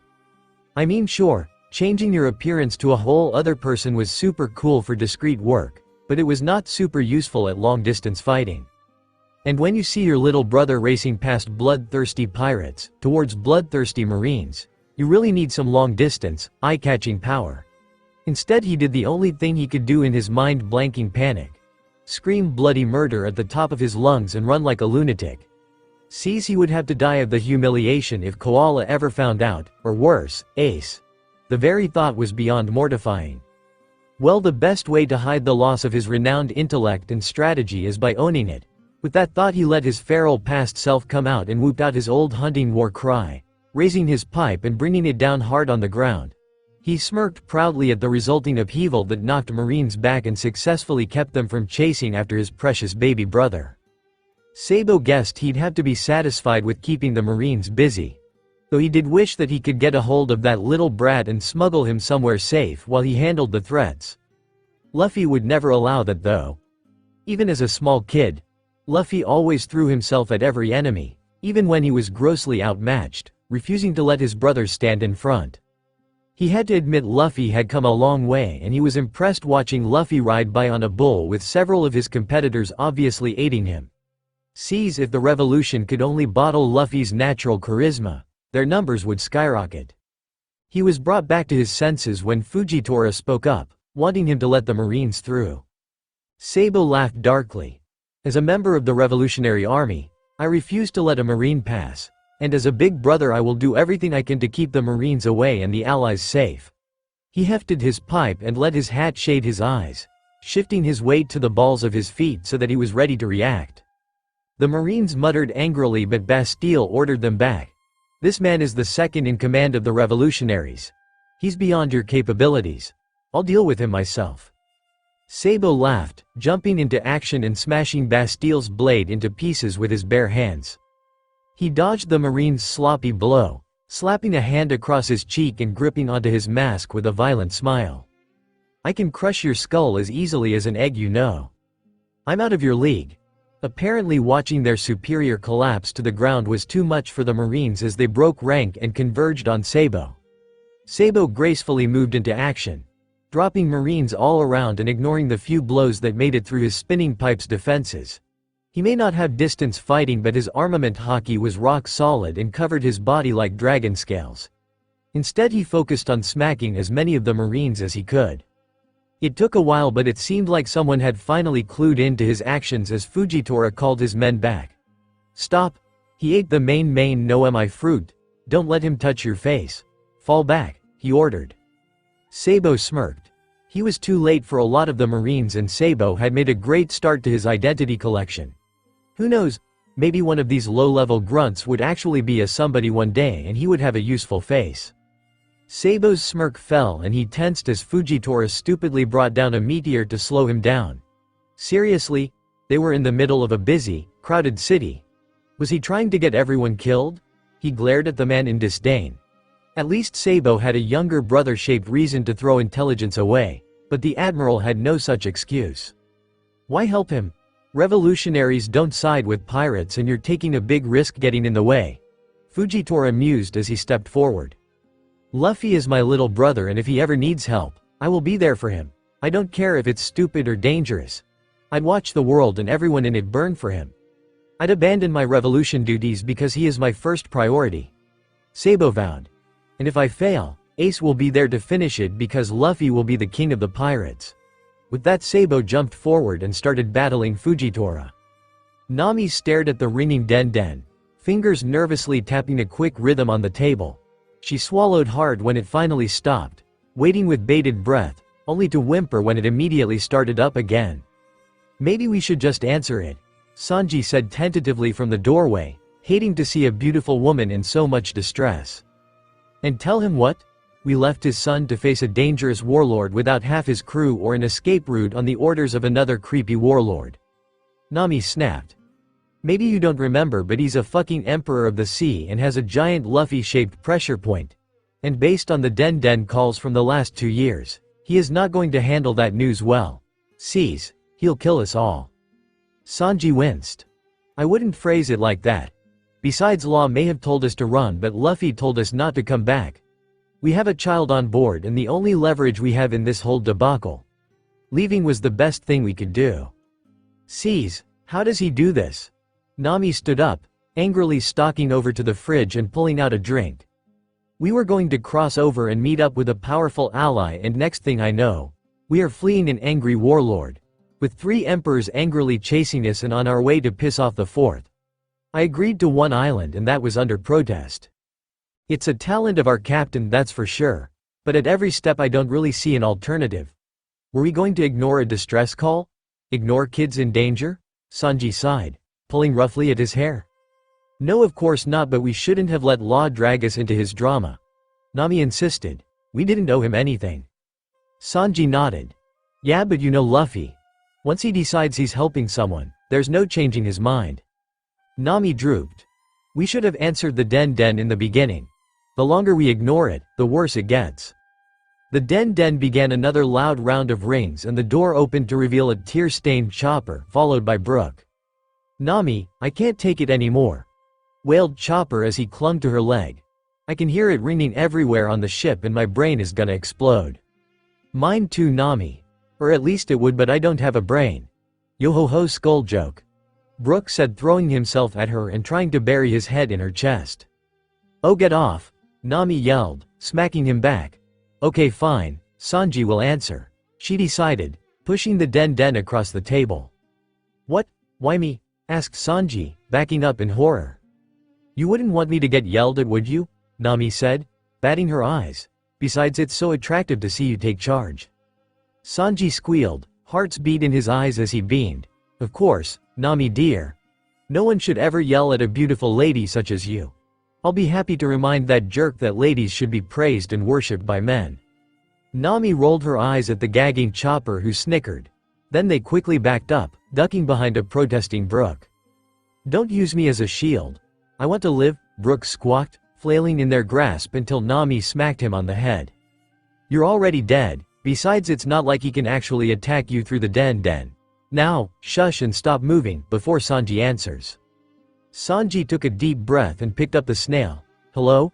He said faintly. There was a second of silence and then the den erupted into a cacophony of yells. Sanji blanched and slammed the snail back down. It instantly started back up again and Nami snorted. What did you do that for? I didn't expect it to be so loud, Sanji defended himself, flushing slightly. Right. Well, maybe we should wait for Zoro to answer. He's not scared of some yelling, she said, looking at her flawless nails. I'm just as brave as that stupid mosshead. I was just startled. He cast a glare at the snicked up the snail once more. If you hang up this line again for anything less than imminent death, I swear on Davy Jones, I will ground you all on one of my most boring islands with Haki, Rayleigh, Ben and Garp to watch you. Do you understand? Came the ice-cold voice of Shanks through the phone and Sanji felt his neck hairs stand on end.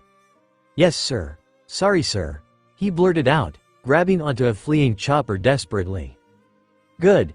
Now who is this and where is my son? San Sanji, sir. And he's has no there. He rushed out, eyes clenching shut for the blow back. He's not there, came the response. We'll go and get him. I can't. He's not on the ship. There was dead silence and Sanji swallowed loudly. And where exactly is he? Sanji stared desperately at Nami, who groaned and kicked him in the leg, gesturing to the snail. Oh, we left him in Dressrosa. I mean, we followed orders and created a distraction by beating a tactical retreat with the high-profile hostage while Captain Luffy snuck in under the radar. Shanks stared at the den in horror, unable to even voice his rage.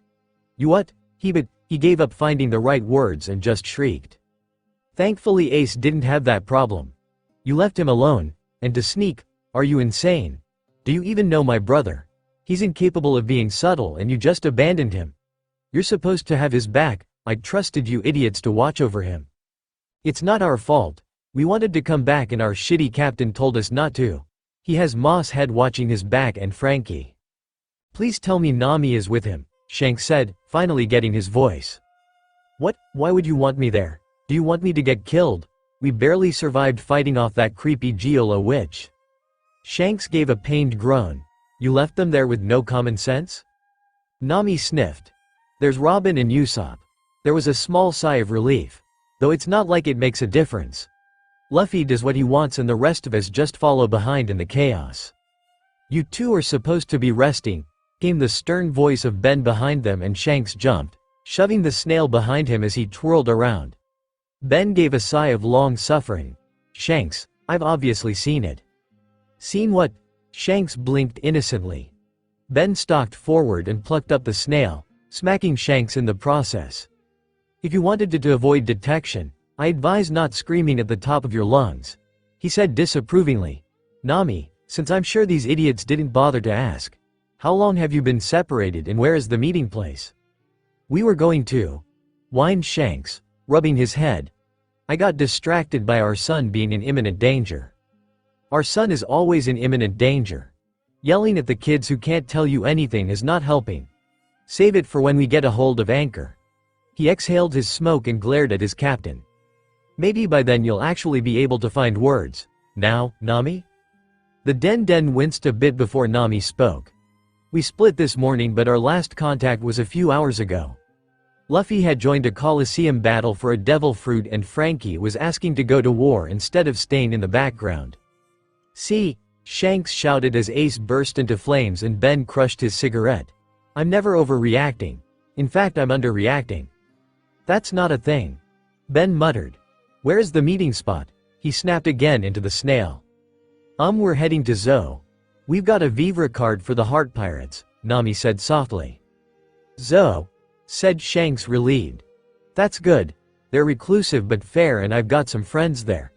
Tell Neko and Inuarashi that I know you and they'll watch out for you. You kids stay there until we arrive. We're on our way to Dressrosa now, and if all goes to plan, Sabo will already have Anchor safely in hand. We'll escort the rest of your crew back to you and then we'll all have a discussion. The kids all shivered at the emphasis on those two words. Ben cleared his throat and glared until they spoke up in understanding. Good. And just to be clear, next time this line rings, you answer. I don't care what else is happening, you answer. Ben waited till they agreed before hanging up and turning his glare on Shanks. Shanks gulped, eyes shooting around the room and away from his irate first mate. Look away, Ace, don't look him in the eye. Ace whimpered. Too late. He wilted under the disapproving gaze. I'm sorry. I was gonna rest. It's Shanks' fault. He snuck in the snail. There was an outraged gasp and Shanks shoved Ace gently. You're as bad as Blue. I was framed. I found the snail on my bed and Ace said it wouldn't hurt to try a few more times. Nah. I said we should rest like the doctor ordered and then he called and it was too loud to fall asleep. Ace insisted, poking Shanks in the side. Lies, you little rat, Shanks said, wrapping his arm in a choke hold. Jerk, Ace squawked, struggling against his hold ineffectually. Bitch, Ace bit down hard on his arm and Shanks growled. Honestly, Shanks, you're supposed to be an adult. Ben gave a long-suffering sigh and stepped over to the two brothers. Hockey-coated fingers pinching ears and pulling the squealing duo apart. Rayleigh was right. That move works great, he drawled and Shanks paled. Hey, don't be taking any lessons from Pa. He's a crazy old man. He protested vehemently and Ben smirked, releasing Ace and twisting a little more, pulling Shanks over to a bed and finally releasing him. Maybe I'll mention that to him next time we talk. He loves to hear about you. Oh, no, that's not necessary. I mean, Shanks sighed in defeat, slumping onto the bed. What do you want in exchange for never mentioning any of this to Pa? That's better. How about you listen to Hongo's orders and Rayleigh will never know you called him crazy and old. A pouting Shanks flashed his best wounded look. Blackmail is beneath you, Ben. And I don't like you working with my Pa. It's cheating. Well, the man knows what he's doing. He raised you after all. Yeah, he raised me. Is that really the glowing recommendation you think it is? Shanks asked and Ben hesitated. Well, the damage is done and you're trained to his methods already. No point mixing it up on you now. He decided as Shanks gave up and lay down. Ace meanwhile had burrowed himself into the bed and was hoping the first mate had forgotten about him. Cece was as scary as Marco with that disapproving glare. Was it a requirement for a first mate to master that look? Cause Deuce had also been an expert at making him rethink his plans with just a glance. He peeked out of his nest and caught Ben's eye before letting out a eep of surprise and pulling the blanket back over his head. Yep, no problems over here. He was going to sleep.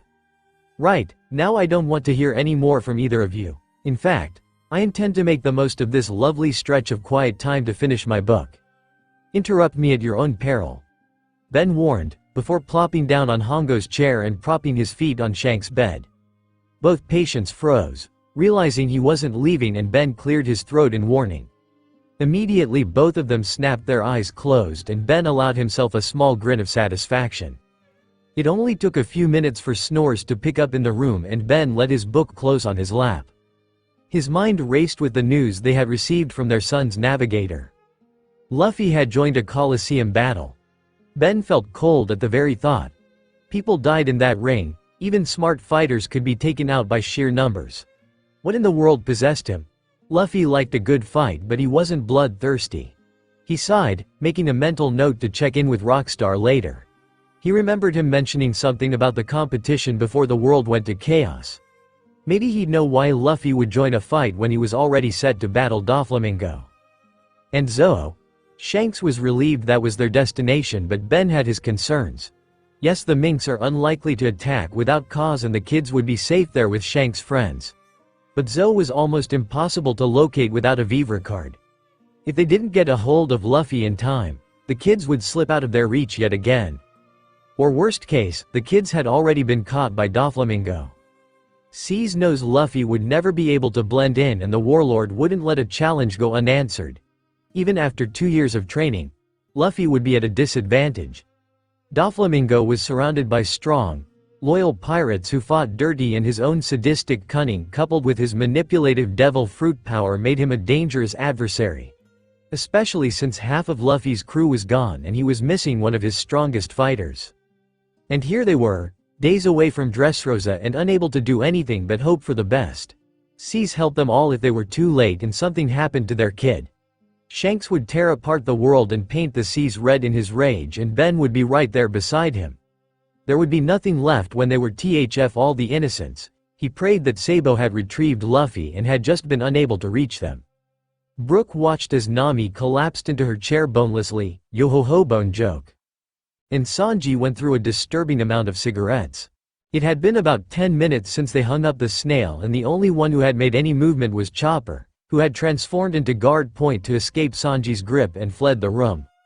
Brook suddenly remembered that his crew, as capable as they were still barely out of their teens if that. The parental scolding still had an immediate effect on their mood, and the absence of their captain was obvious in their inability to move on. Perhaps a nice cup of tea to calm the nerves, he mumbled to himself. It was strange. Despite his, older age and experience as a pirate captain, he had never really taken a lead in this crew, preferring to stay in the background and just enjoy the chaos of being with people again. But maybe a little prodding was needed just to get the younger kids back in the game. He busied himself making the tea, humming quietly to himself before lightly placing it before the others. Yo-ho-ho, so that was Emperor Shanks and First Mate Ben Beckman. Wonder why they have Ace with them. No matter. How lucky for Luffy to have so many people who love him and want to keep him safe. Sanji sighed, putting out his cigarette and tension loosening. Yeah, Luffy is lucky. It's good for him to have people that care. Seize knows that Luffy is a danger magnet and needs to have more people watching his back. He may feel differently when they finally catch up to him, Nami said with a snort. He's going to get the lecture of a lifetime, and you know what? The jerk deserves it for the nightmare he's put me through. Hopefully by the time we are all united the worst of the scolding is over. His fathers sound just terrifying. Even hearing them on the snail made my bones shake. Yo-ho-ho, Brook took a sip of his tea thoughtfully. Yes, our poor captain is not going to be having the best time. I shall have to create an epic song to fill his long hours of grounding and raise his spirits. He'd like that, Sanji said, taking a gulp of his tea. He instantly choked and broke into harsh coughing. Seize Brook, what did you put in this? He wheezed. Just a dash of rum, or two. You know it's so hard to see cause I don't have any eyes. Skull joke yo-ho-ho-ho. Sanji put the cup down gently. That is more than a dash, you idiot. He quickly stood up, making his way to the counter to find a way to fix that monstrosity. Though he did take a second to kick Brook, after he put down his cup he wasn't going to spill a drink. He wasn't an animal. Nami's eyes brightened and she happily picked up the previously ignored glass. Oh Nami dear, don't worry, I'll fix you up a proper cup. Nami took a big gulp and grinned. Don't worry about it Sanji, I'm good. Sabo was losing his mind. All he wanted to do was catch up to Luffy and make sure his back was covered, but every time he started his way, he'd run into some other problem. Like a mother and child trapped in a burning building, or poor slaves still trapped in the Colosseum. He couldn't bring himself to just leave them to die, though every part of himself ached to leave the chaos behind and join his brother on top of the palace. Finally he finished clearing a path for the fighters and he took a second to breathe. Looking around he took in the chaos of Dressrosa. There were people hogtied and sobbing in gratitude, demolished, burning buildings and groups of marines racing around catching anyone attacking. Finally an actually useful task, rather than harassing his poor innocent brother. His snail rung and he quickly checked it, sighing in relief at Koala's familiar likeness. Yo. Yo? Seriously? Koala snapped into the snail. You said you were just going to grab your brother. So where the hell are you and why am I doing our job alone? Yeah, about that, I got a little delayed helping some people. Got a little delayed? This is a big deal, Sabo. We've located the supply chain for all the weapons coming into the war zones. And we learned about dozens of our members who got turned into toys and forced to slave away. This news needs to get to Dragon and this whole country has become a war zone. It's crazy in here, get moving. Ah, Koala, you don't need me around. You're good at getting things done and you've got hack. There's a lot of people in need up here. Look, Luffy may be in danger. He's fight, I'll be right there. Sabo turned off the snail halfway through Koala's indignant scream and bolted towards the center of the chaos. The only place he would ever expect to find Luffy. He was nearing the center when something flew above him and he slid to a halt. He looked up in a mixture of horror and amazement, as a round Luffy went skyrocketing through the air after the bloody mess of pink feathers. His brother looked ridiculous but at the same time inspiring and intimidating. He could hardly believe it was happening as he watched Doflamingo lose ground. In fact, Sabo had to admit this was the first time he could actually see his sweet little Luffy as a serious threat. Now he had always believed Luffy would be king of the pirates one day, but now he realized it was going to be sooner than he could have ever dreamed. His brother was a blood-curdling monster. He'd never felt more proud or more terrified. Scratch that, now he'd never felt more terrified. The world around his brother turned into waves of string and danger was coming at him from every angle. Sabo cursed and started running again, trying to track their fight. There was no way Luffy would be able to keep up this fight for long. Luffy's haki was not limitless, and the sheer amount of power he was using in this form was astonishing. Sabo gave a shout of joy watching Luffy smash Doflamingo into the ground and gear up for a final hit. His gaze so fixed on Luffy that he yelped in shock when his foot caught something and he flipped over the ruins of a small wall. He lay on his back wheezing, eyes glued to Luffy who had frozen in the air before he suddenly deflated, dropping hard into the ground. Sabo clawed over the ruins and stumbled back into motion, watching as Doflamingo slowly stood and Luffy struggled to regain his feet, only to collapse again. Sabo would seriously kill for Ace's flames in this exact moment. Someone approached Luffy and Sabo pushed himself even harder, praying it was an ally. Sabo gasped in relief as Luffy was thrown over a shoulder and a crowd of men blocked Doflamingo's path. Seriously, Luffy's abilities to unite people was a true blessing. Another threat approached, but this time Sabo was close enough to stop the bastard himself. Sabo dove forward, kicking the blasted Blackbeard pirate flying backwards and slamming his pipe against the man's throat as he grasped the Mont's face. He bared his teeth in a snarl as he looked at Burgess, who had tried to take out his exhausted brother. Didn't any of these want to try for a fair fight? Where was their honor? You're the 3-star criminal, glared Burgess. I'm Sabo from the Revolutionary Army. Straw Hat Luffy is my brother. Sabo warned him as his blood boiled. What do you want with him? You're not the first person to say that to me, Burgess answered, smirking. You mean Ace? I'm sure he did. We're all brothers. Probably shouldn't remind me that your crew betrayed him and tried to send him to his make me a bit irrational. Just know from now on we will both be watching Luffy's back. Remember that. I don't care about your relationships. I have no quarrel with you or the revolutionaries. No quarrel with me? Are you sure? Sabo snarked, changing his face into Burgess for a second before reverting back to his own smug grin. Burgess let out a snarl and Sabo grinned sharply. Hey Luffy, I thought we had an agreement.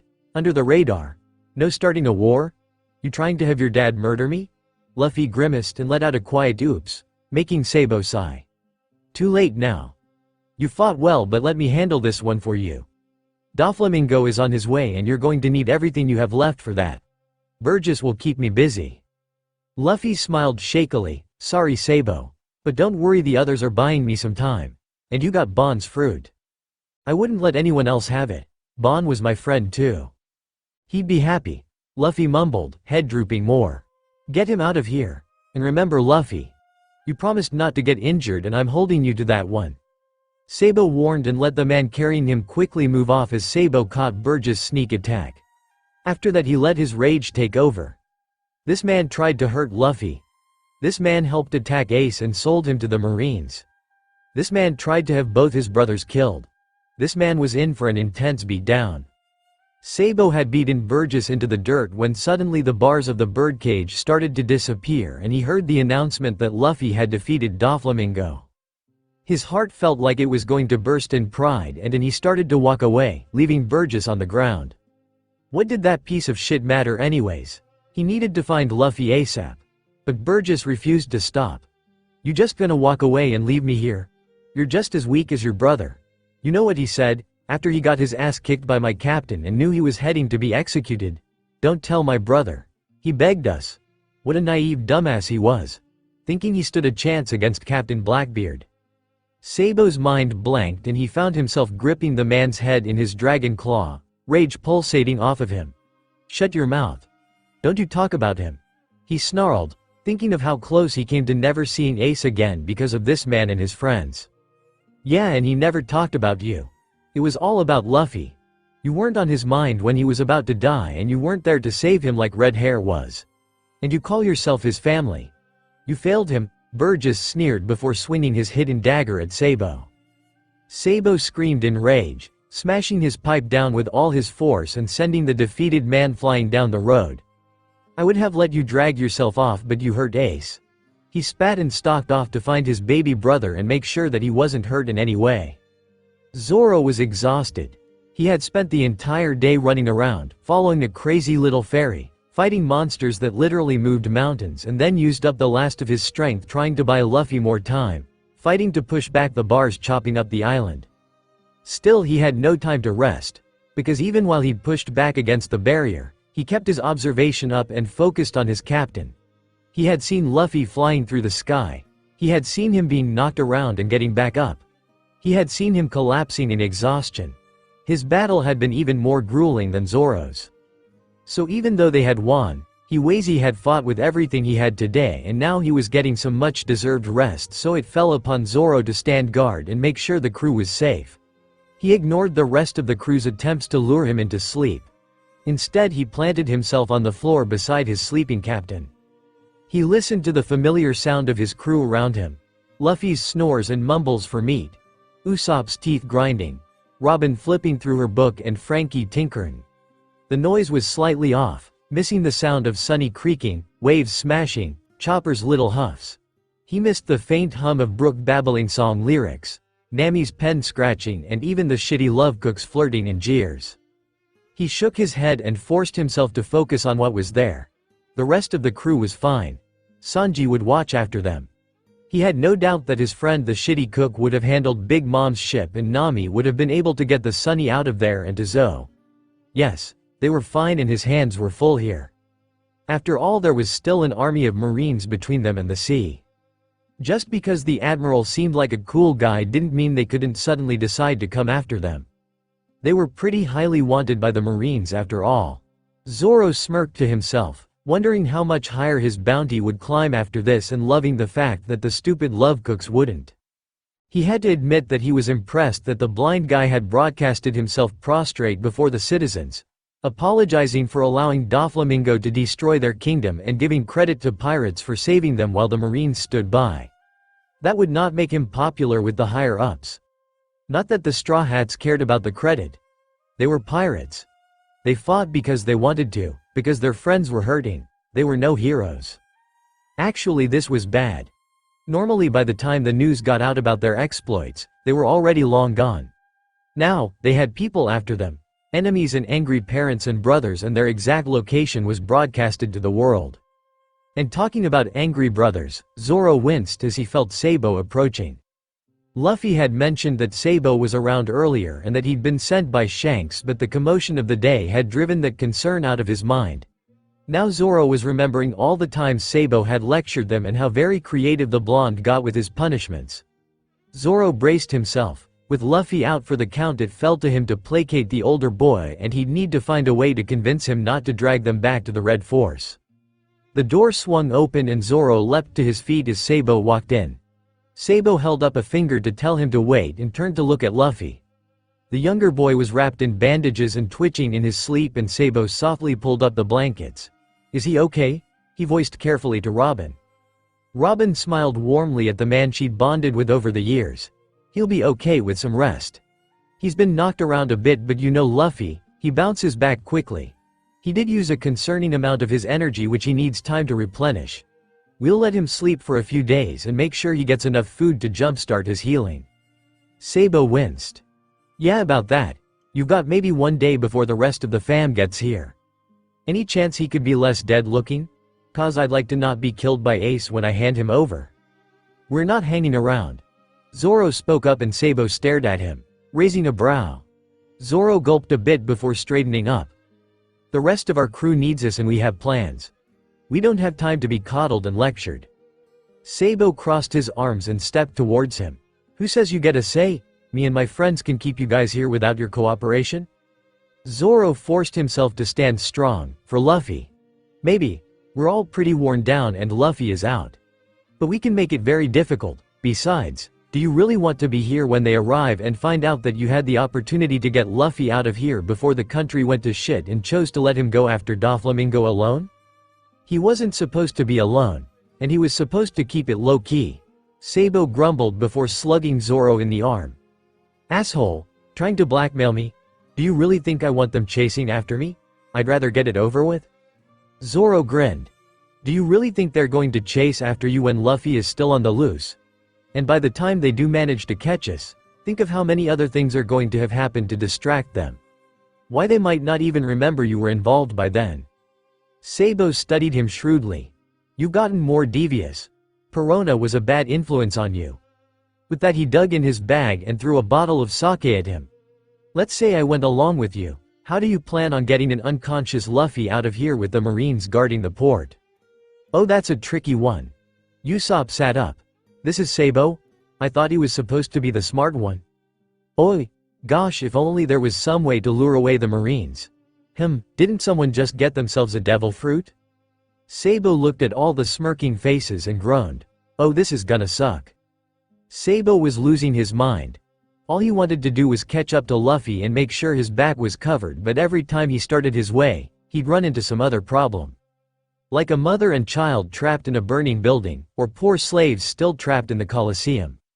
He couldn't bring himself to just leave them to die, though every part of himself ached to leave the chaos behind and join his brother on top of the palace. Finally, he finished clearing a path for the fighters and he took a second to breathe. Looking around, he took in the chaos of Dressrosa. There were people hogtied and sobbing in gratitude, demolished, burning buildings, and groups of Marines racing around catching anyone attacking. Finally, an actually useful task, rather than harassing his poor innocent brother. His snail rung and he quickly checked it, sighing in relief at Koala's familiar likeness. Yo? Seriously? Koala snapped into the snail. "You said you were just going to grab your brother. So where the hell are you and why am I doing our job alone?" "Yeah, about that. I got a little delayed helping some people." "Got a little delayed? This is a big deal, Sabo. We've located the supply chain for all the weapons coming into the war zones. And we learned about dozens of our members who got turned into toys and forced to slave away. This news needs to get to Dragon and this whole country has become a war zone. It's crazy in here, get moving." "Ah, Koala, you don't need me around. You're good at getting things done and you've got hack. There's a lot of people in need up here. Look, Luffy may be in danger. He's fight, I'll be right there." Sabo turned off the snail halfway through Koala's indignant scream and bolted towards the center of the chaos. The only place he would ever expect to find Luffy. He was nearing the center when something flew above him and he slid to a halt. He looked up in a mixture of horror and amazement. as a round Luffy went skyrocketing through the air after the bloody mess of pink feathers. His brother looked ridiculous but at the same time inspiring and intimidating. He could hardly believe it was happening as he watched Doflamingo lose ground. In fact, Sabo had to admit this was the first time he could actually see his sweet little Luffy as a serious threat. Now he had always believed Luffy would be king of the pirates one day, but now he realized it was going to be sooner than he could have ever dreamed. His brother was a blood-curdling monster. He'd never felt more proud or more terrified. Scratch that, now he'd never felt more terrified. The world around his brother turned into waves of string and danger was coming at him from every angle. Sabo cursed and started running again, trying to track their fight. There was no way Luffy would be able to keep up this fight for long. Luffy's haki was not limitless, and the sheer amount of power he was using in this form was astonishing. Sabo gave a shout of joy watching Luffy smash Doflamingo into the ground and gear up for a final hit. His gaze so fixed on Luffy that he yelped in shock when his foot caught something and he flipped over the ruins of a small wall. He lay on his back wheezing, eyes glued to Luffy who had frozen in the air before he suddenly deflated, dropping hard into the ground. Sabo clawed over the ruins and stumbled back into motion, watching as Doflamingo slowly stood and Luffy struggled to regain his feet, only to collapse again. Sabo would seriously kill for Ace's flames in this exact moment. Someone approached Luffy and Sabo pushed himself even harder, praying it was an ally. Sabo gasped in relief as Luffy was thrown over a shoulder and a crowd of men blocked Doflamingo's path. Seriously, Luffy's abilities to unite people was a true blessing. Another threat approached, but this time Sabo was close enough to stop the bastard himself. Sabo dove forward, kicking the blasted Blackbeard pirate flying backwards and slamming his pipe against the man's throat as he grasped the Mont's face. He bared his teeth in a snarl as he looked at Burgess, who had tried to take out his exhausted brother. Didn't any of these S want to try for a fair fight? Where was their honor? "You're the 3-star criminal," glared Burgess. "I'm Sabo from the Revolutionary Army. Straw Hat Luffy is my brother." Sabo warned him as his blood boiled. "What do you want with him?" "You're not the first person to say that to me," Burgess answered, smirking. "You mean Ace? I'm sure he did. We're all brothers. Probably shouldn't remind me that your crew betrayed him and tried to send him to his make me a bit irrational. Just know from now on we will both be watching Luffy's back. Remember that. I don't care about your relationships. I have no quarrel with you or the revolutionaries." "No quarrel with me? Are you sure?" Sabo snarked, changing his face into Burgess for a second before reverting back to his own smug grin. Burgess let out a snarl and Sabo grinned sharply. "Hey Luffy, I thought we had an agreement. Under the radar. No starting a war? You trying to have your dad murder me?" Luffy grimaced and let out a quiet oops, making Sabo sigh. "Too late now. You fought well, but let me handle this one for you. Doflamingo is on his way and you're going to need everything you have left for that. Burgess will keep me busy." Luffy smiled shakily. "Sorry Sabo. But don't worry, the others are buying me some time. And you got Bon's fruit. I wouldn't let anyone else have it. Bon was my friend too. He'd be happy." Luffy mumbled, head drooping more. "Get him out of here. And remember Luffy. You promised not to get injured and I'm holding you to that one." Sabo warned and let the man carrying him quickly move off as Sabo caught Burgess' sneak attack. After that he let his rage take over. This man tried to hurt Luffy. This man helped attack Ace and sold him to the Marines.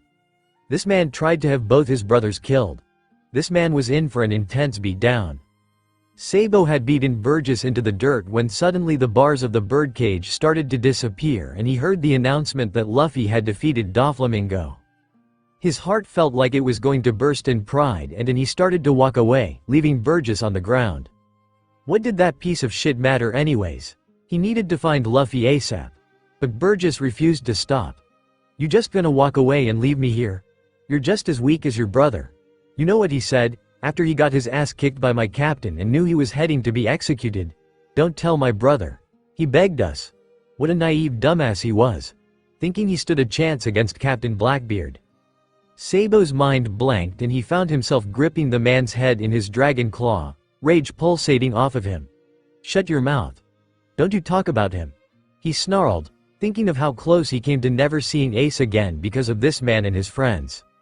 "Yeah, and he never talked about you. It was all about Luffy. You weren't on his mind when he was about to die, and you weren't there to save him like Red Hair was. And you call yourself his family. You failed him, Burgess sneered before swinging his hidden dagger at Sabo.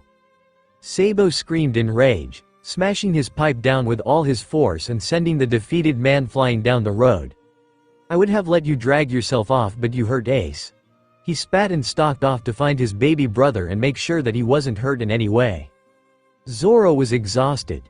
He had spent the entire day running around, following a crazy little fairy, fighting monsters that literally moved mountains, and then used up the last of his strength trying to buy Luffy more time, fighting to push back the bars chopping up the island.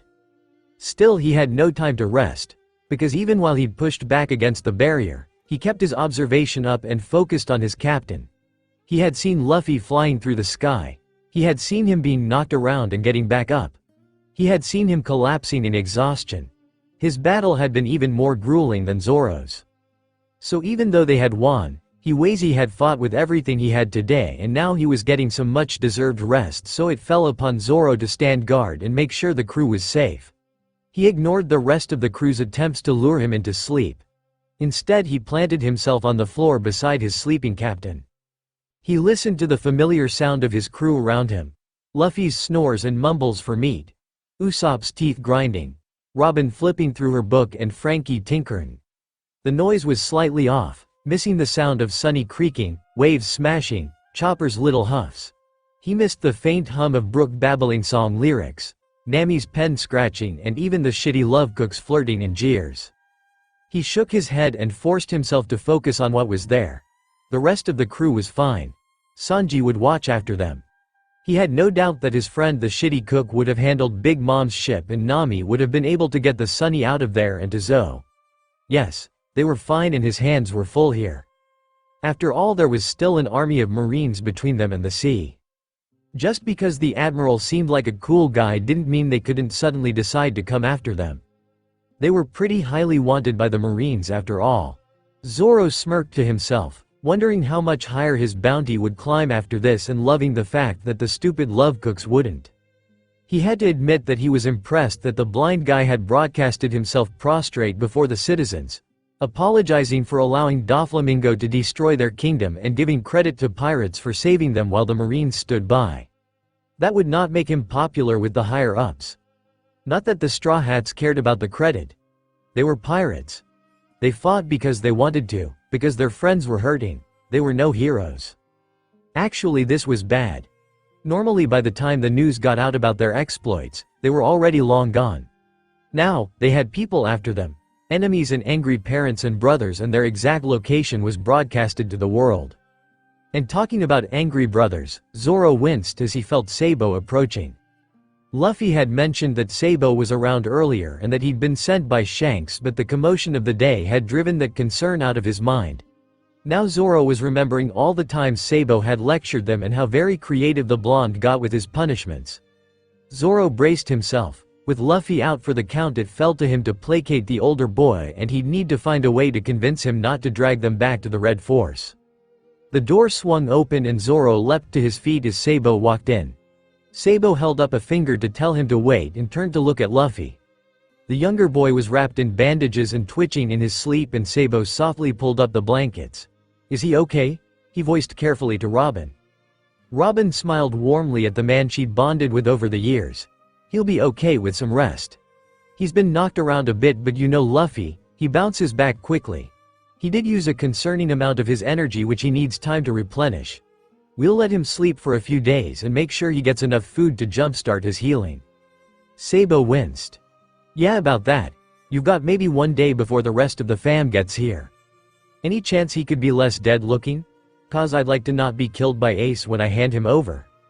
"We're not hanging around." Zoro spoke up and Sabo stared at him, raising a brow. Zoro gulped a bit before straightening up. "The rest of our crew needs us and we have plans. We don't have time to be coddled and lectured."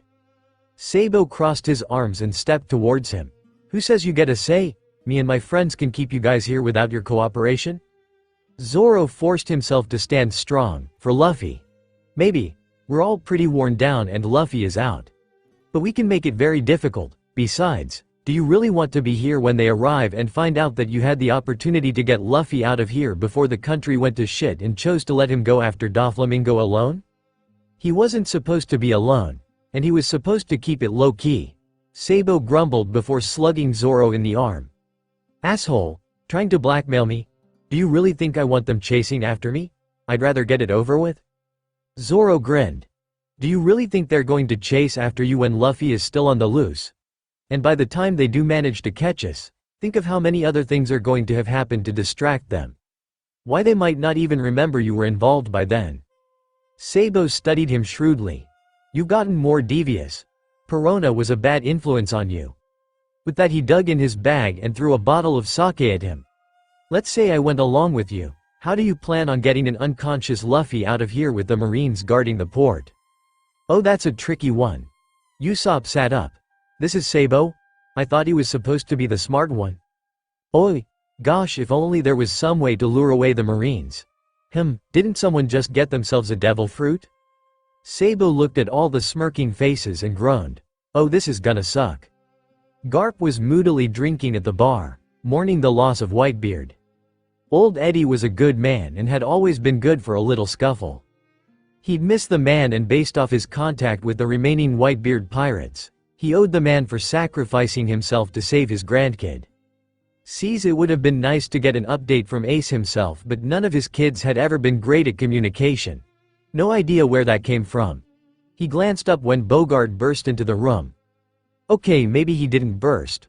Bogard was always too refined for that, but the way he walked half a second faster than usual was a clear indicator of an urgent matter. He quickly waved away the younger Marines with him and accepted the snail. He watched as the video panned over a destroyed city, taking a sip of his drink at the loss that was shown.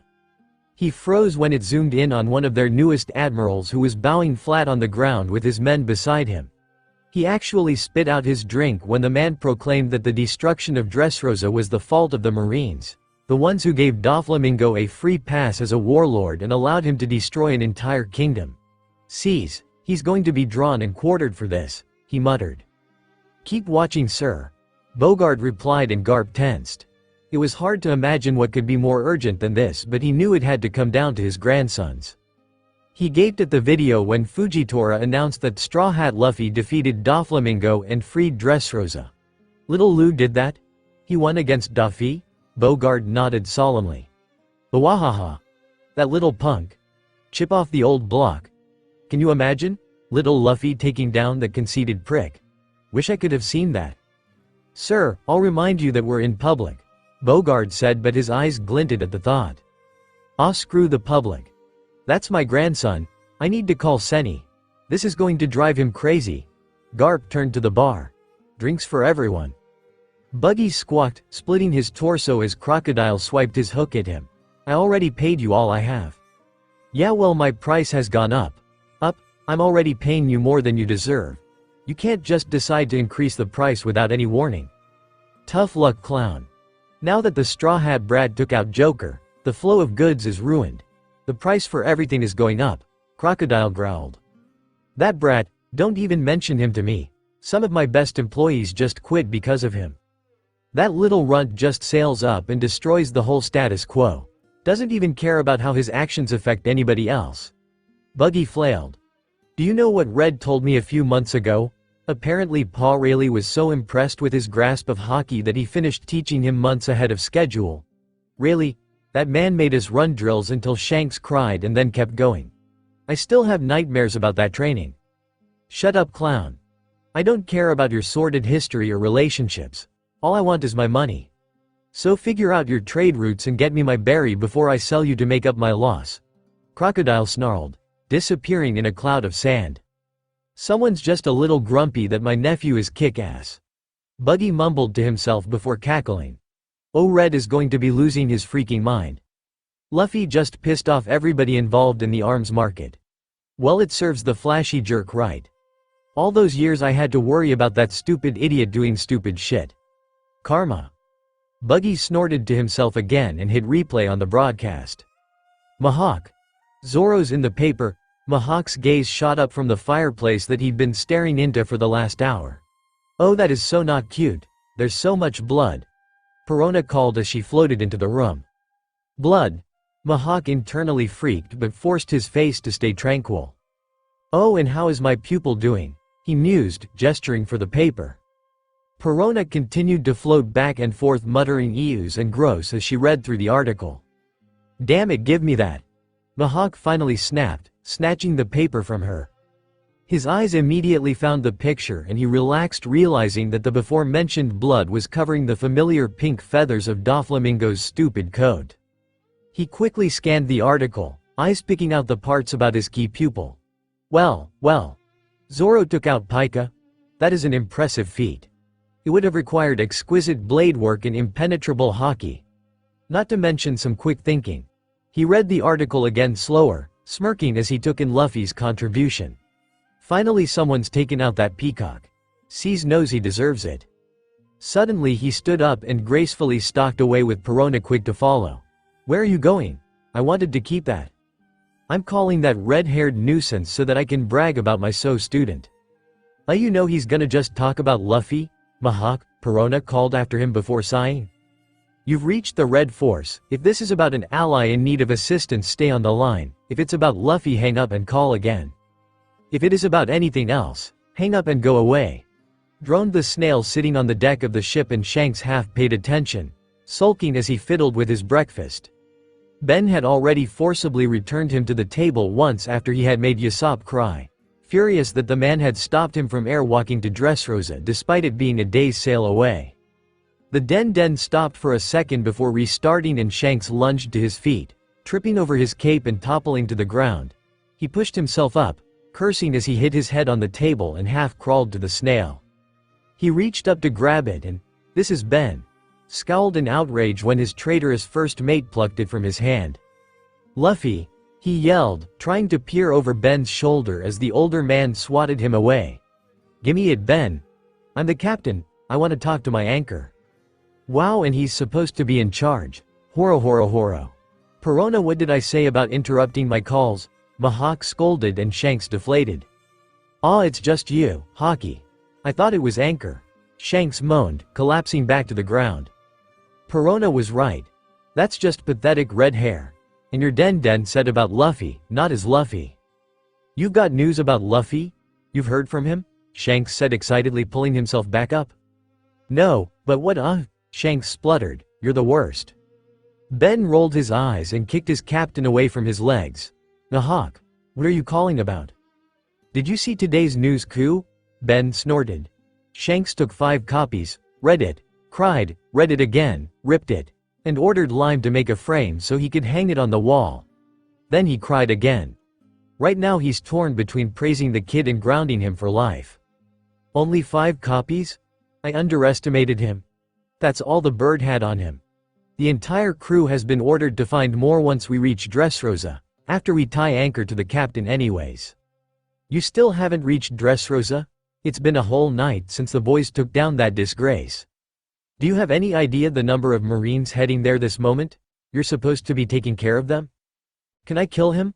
I want to kill him, Shanks grumbled from the ground. Next time, Captain. Ben assured.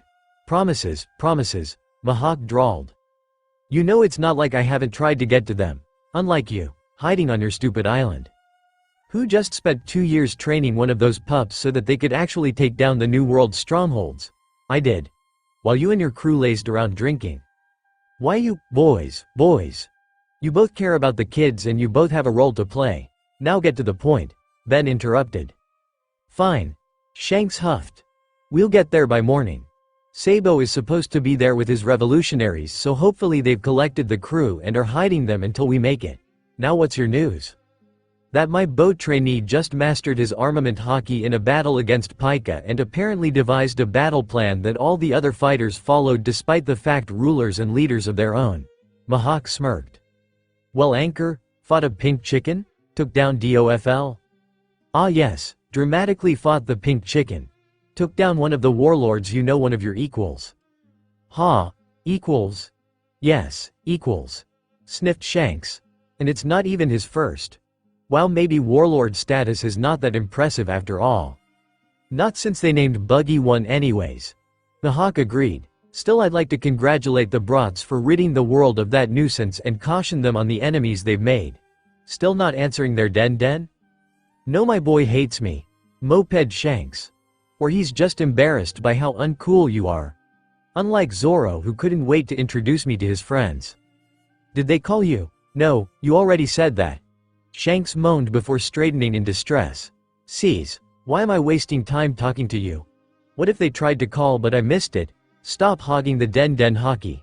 He slammed it down and stared at the snail. Law's skin prickled and he resolutely kept his eyes closed, refusing to give away any tension. Cease. The monster that haunted him his whole childhood was gone. Defeated, and yet, he still couldn't relax. Ever since Luffy's sea-cursed brother stepped into the cottage, he felt hunted. Like some helpless prey in the face of an apex predator. He wasn't a weak little kid anymore. Oh, screw it. He stood up and stalked out the door, glaring at the blonde who was, innocently, gazing at Luffy. He furtively glanced around to make sure no one was around before making a room and shambling himself onto the roof, because despite what the others thought, he was a doctor and well aware of his own limits. He grit his teeth at the strain of doing what should be an easy swap, but whatever he made it. Gradually the noise in the cottage died down and Law debated sneaking back in when a patch of light illuminated the yard and Luffy stepped out. Law watched as he glanced around, eyes latching onto him and the wide grin that spread across his face. Toroa. Why you up there? I was worried that you left, Luffy yelled, and Law hesitated for a second before shambling him up beside him. She thanks Toroa. I'm surprised you're up. The crew was pretty positive that you'd be out for a while. They worried too much. I don't blame them after our last 2 adventures, and it's only going to get worse. She, that what makes it fun. And will your family agree? Sounds like some people are trying really hard to get a hold of you? That's why we gotta keep moving. Luffy beamed. Maybe you should go with your family and stay safe till this blows over. No way. I'm gonna be king of the pirates. I don't need my dad to save us. Right. So should we discuss our next steps? Law raised a brow and smirked. Luffy's grin dropped. Okay, you got me. When did you realize? He asked. Law snorted. When you didn't shoot yourself onto the roof immediately. Sabo sighed. Yeah, hard to fake that. So want to just cut the shit and get right into this? Just the way I like it. Sabo smiled sharply. What are you doing with my little brother? When did you meet him and how long have you been planning on using him?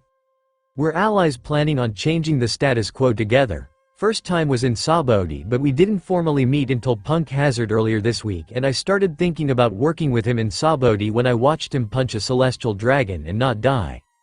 Though it was only a possible option until we ran into each other. I didn't actively look for him over these 2 years. But you were using him. Sabo said venomously. I was. And he's using me too. That's how allies work. That's not how Luffy works. Law tensed, feeling the rage emanating from the man next to him. Yes, that's become evident, but you have to admit that's unusual. You almost got him killed for your personal vendetta.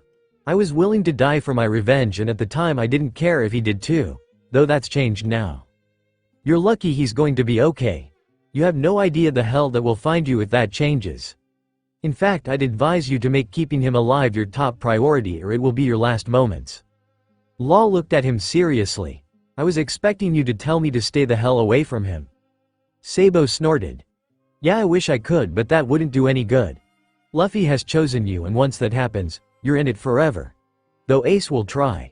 He's always been the stubborn hothead. Well, I don't want to have the second in command of the revolutionaries and Whitebeard pirates after me and my crew, so I'll be honest that Luffy is in no danger from me. Sabo hesitated a second before grinning evilly, and Law felt a strange premonition that he was missing something important. Good. See to it that your future plans don't involve my brother severely outnumbered and alone. In my defense, your brother destroyed my plan immediately after we arrived. We weren't meant to fight Doflamingo or revolutionize the country. And when I realized we were screwed, I told him to leave. Luffy doesn't leave people behind. Ever. Even if they don't deserve it. Luffy will always show up and fight till the end for his people. Plan for that Trafalgar D. Waterlaw. Sabo warned, jumping gracefully back to the ground and returning to his brother's side.